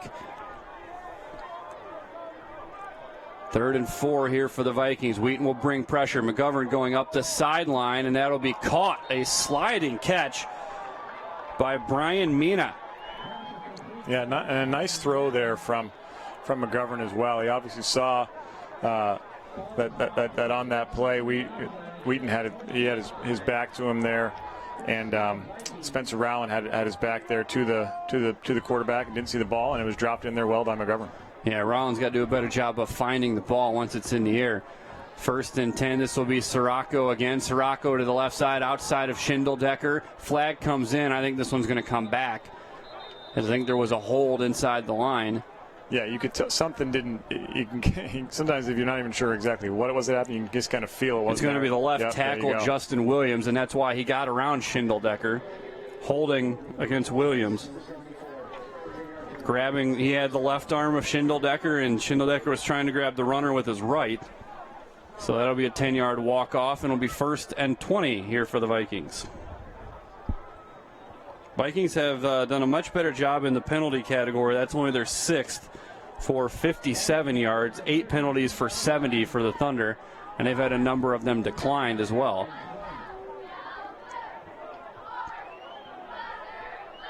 And the ball back to the 33-yard line. McGovern will give to Sirocco off the right edge. Sirocco cuts up, big hit at the 29 for a 4-yard gain as we have less than 7 minutes remaining here from McCulley Stadium. We will not have post-game interviews following this game again as we set up for things today. The forecast just looked terrible. We were getting ready for storms all afternoon, possible stop-and-go football, but the forecast fell apart right at kickoff, really. And it's just been overcast and quite pleasant here at McCulley Stadium. 2nd and 16 from the 29-yard line. McGovern coming back to his left, looking for room. He's going to loft this thing into the end zone. And out of bounds, looking for Malik Powell. Down around the pylon, coverage by Andrew Brady. Never really gave his wide receiver a shot to catch that one. It'll be 3rd and long for the Vikings.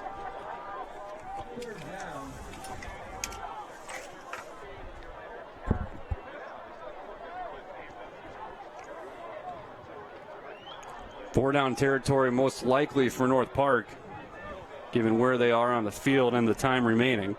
Clock stopped with 6:23 left in this game.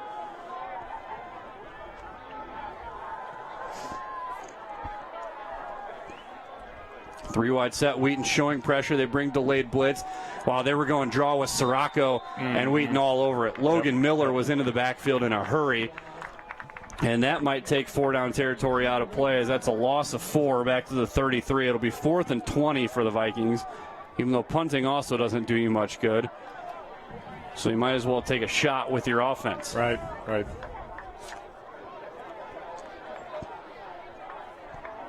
So they do keep the offense on the field on 4th and 20 from the 33-yard line inside of 6 minutes left.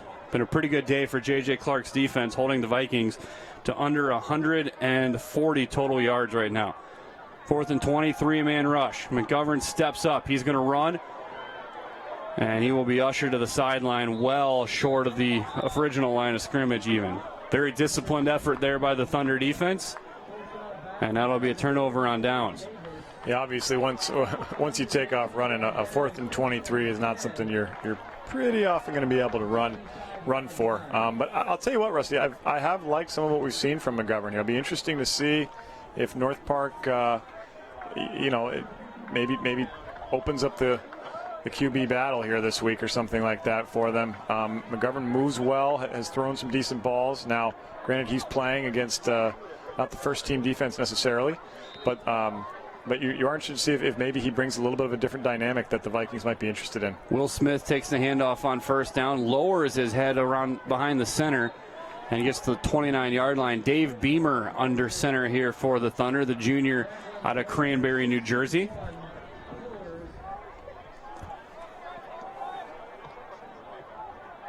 As Wheaton continues to go down the depth chart here, Caleb Brink in that wide receiver along with Bloss and Bullheis. Joey Paulina, the right tackle. Kevin Park, the right guard. Looks like Drew Smith working at center here as Will Smith powers for a first down. And one of the interesting things was that there was, between injuries, equipment failures, and other things, correction, that's 77. That's Wyatt Southall at the center, not 71. So Southall the center. Thompson moving to left guard. Gabe McGill the left tackle. Wheaton's center depth was tested pretty good in that early scrimmage against Loras. As Wheaton taking its time, they will stretch Stone Watson to the near side. Watson stutter steps, bursting to the edge, gets outside across the 45. Going to be brought down just shy of the first down, and you can still see Stone's not 100% certain, but he's starting to get a little bit better feeling for where he's at physically. Yeah, and even that, you still feel a little bit of the tentativeness to really stick his nose in there and feel like he might feel comfortable driving into a tackle. But he's starting to take some hits, and that's always a good way to start to work your way back. There's no question. Yeah, you haven't really seen him put his foot in the ground and go yet. That's really probably the biggest acceptance of where you're at physically is just that one-cut running style. Put your foot down and go. 1st and 10 from the 48-yard line. They will give Watson in right up the middle. Watson bouncing to the left side. Watson out inside the 45. And that'll be another first down run out to the 40. And we've got a man down behind the play for the Vikings. Big number 99, Lubens John Paul, the freshman out of Lake Worth, Florida. And he's jogging off the field to his own volition, so it doesn't look to be too serious. Austin Pillar's in at defensive tackle along with Isaac Martinez.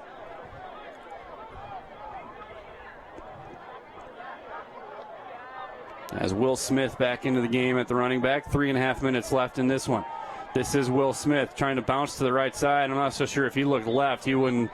When he sees that one on tape, he's going to be pretty upset with himself. There's a whole lot of room to run to the left side of that play, and he instead bounces it back to the right side and ends up with a run of about 3 yards.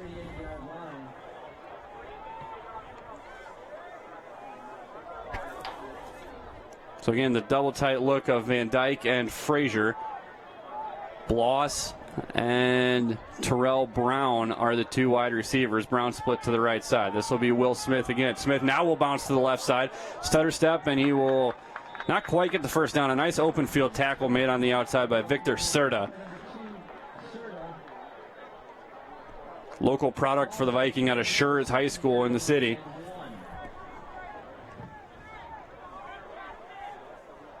It'll be 3rd and a yard.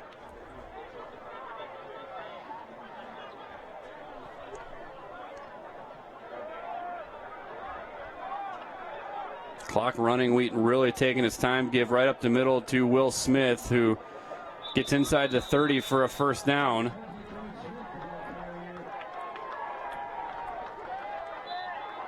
And if they want to, Wheaton can take a knee at this point. Yep. Sam Singleton, the freshman, checks in the backfield.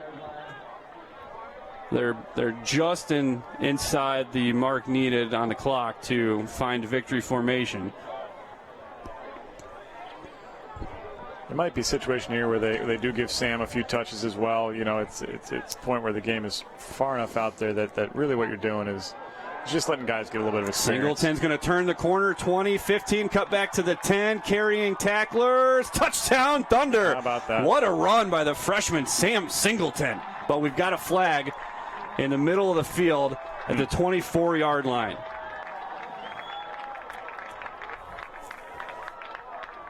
It's going to be a backside flag, which is probably the most aggravating part of the whole ordeal for the Thunder. Long discussion being had, but Wheaton seems resigned to walking backwards. Illegal chop block against Nate Thompson.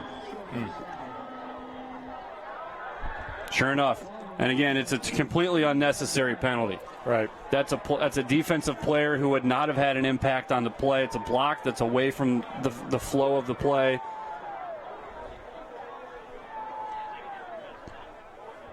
It'll mark it all the way back to the 38-yard line, and Wheaton, it looks like they're just going to drop into victory formation here. Yep, Singleton drops back, his touchdown having been taken away. Homecoming frustration for Singleton.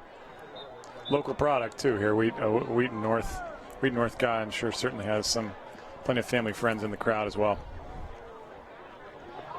So Beamer takes the first of what will need to be, I believe, 3 knees.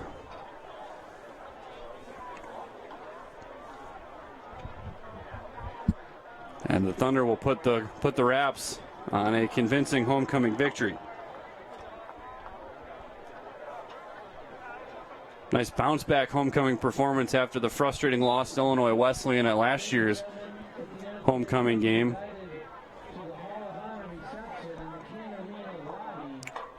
But a day that went the Thunder's way in a lot more ways than just the scoreboard.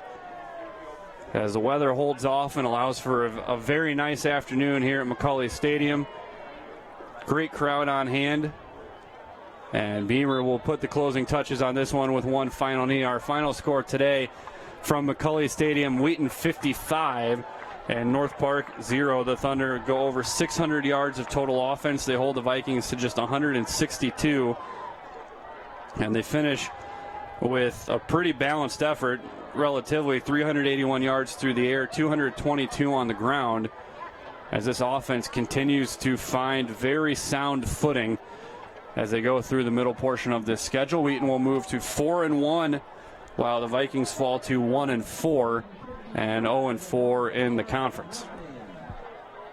And JP, just obviously it's a good win, but it's also a win Wheaton has a lot to grow from as well. Sure. Yeah, and again, as I was alluding to earlier, there are elements of it that you've got to look at and say, okay, are these things that are existing for us long term, are these consistent issues, or these things we need to correct for guys to be sharper, to be better? Are there elements of it where again, where quite frankly just the nature of the game, you sort of end up playing a little bit down to your competition, if you will, not to attempt to overly disparage the North Park Vikings or anything, but just kind of the reality of it. So yeah, you, again, as a coach staff, you want to take a look at the tape. You do want to review and start to correct the technical things, the things that are unique and specific to the way that you're playing and the style you want to play, and then you want to address other areas, and sometimes it's best to let some of those things go that you feel aren't necessarily intrinsic to playing better football, but might have just been the nature of the game. Other scores from around the CCIW, WashU's offense cooled off a little bit, but they do get the victory, moving to 4-1, 23-10 over Elmhurst. North Central leading Augustana 48-10 late in that game. Illinois Wesleyan with an early 7-0 lead. That game was supposed to start at 1 o'clock along with this one, but weather delays down in Bloomington causing a late start to that one. That'll be a good test for both the Titans and the Redmen to see how they stack up here as we get into the middle portion of the conference slate. Again, a late game tonight, Carroll at Milliken. Bethel trailing St. John's 27-16, so it looks like the Johnnies will move to 5-0. Whitewater leading Oshkosh 13-0 as they start the second half up in Wisconsin. And we mentioned Frostburg State with a big top 10 win over Wesley, 35-34. We'll look at the final numbers. Jacob Creighton leads a Wheaton rushing attack that carries the ball 40 times for 215 yards. Creighton with 11 carries for 58. Spencer Peterson 6 for 45. Stone Watson 4 for 44. And Will Smith 10 carries for 44 yards. Another outstanding week for Curtis McWilliams, 22 of 29, 285 yards. 5 touchdowns, 1 interception. Jesse Furrow, 5 of 6, 62 yards and 1 touchdown. Spencer Peterson also had a passing touchdown as well. Philip Nichols had the most catches of the day, 7 for 56, but Tyler Pace with the most receiving yards, 5 catches, 102 yards and 2 touchdowns. Carter Roberts, 4 for 53. Michael Bloss, 4 for 49 and a touchdown. And you also had Spencer Peterson with 2 receiving touchdowns as well. Leading rusher was McNeil Young for the Vikings, 16 carries, 64 yards. Sirocco 10 for 21 as the Vikings carry 31 times for 84 yards. That's the most rushing yards Wheaton's given up this year in their 5 games. Just 84 yards, though, for the Vikings, and not a great clip. That's just over 2 yards a carry, just under 2 yards a carry there for the Vikings. Borsch was 6 of 19 for 51 yards through the air, 2 interceptions. McGovern was 2 of 5 for 27. Brian Mina had the longest play of the day. That was a 25-yard catch from McGovern. As the stat sheet pretty one-sided. The Knees will take Wheaton under 600 yards of offense. They finish with 596 on 78 plays. The Vikings finish with 55 plays for 162 yards. Again, our final score, 55-0. Wheaton's victory over the Vikings of North Park here on homecoming. Wheaton will be back on the road for 2 straight weeks now. An interesting stretch here as Wheaton heads down to St. Louis to take on a Bears team that's picking up momentum nationally. They're starting to get some top 25 votes. A high-powered offense with some senior wide receivers, a talented quarterback. The Wheaton defense is going to have its hands full next week down at historic Francis Field, and then they will head out to Rock Island to take on a revitalized Augustana program as the Vikings struggling today with North Central as they have the Titans of Illinois Wesleyan. They had Illinois Wesleyan, Milliken, North Central now on a 3-week stretch, and we'll get the Thunder out in Rock Island in 2 weeks. And then Wheaton will be back home for their next home game in 3 weeks when Wheaton plays host to Elmhurst here at plays host to Carroll here at McCulley Stadium. Elmhurst will be the last home game of the regular season. That'll be Senior Day and Family Weekend. 55-0 our final score here from McCulley Stadium. For John Panner and our outstanding production team with Sunrise Communication, I'm Rusty Lindsay. Thanks for tuning in. This has been a production of Wheaton Thunder Football from WTSN, and a happy homecoming to the Wheaton fans.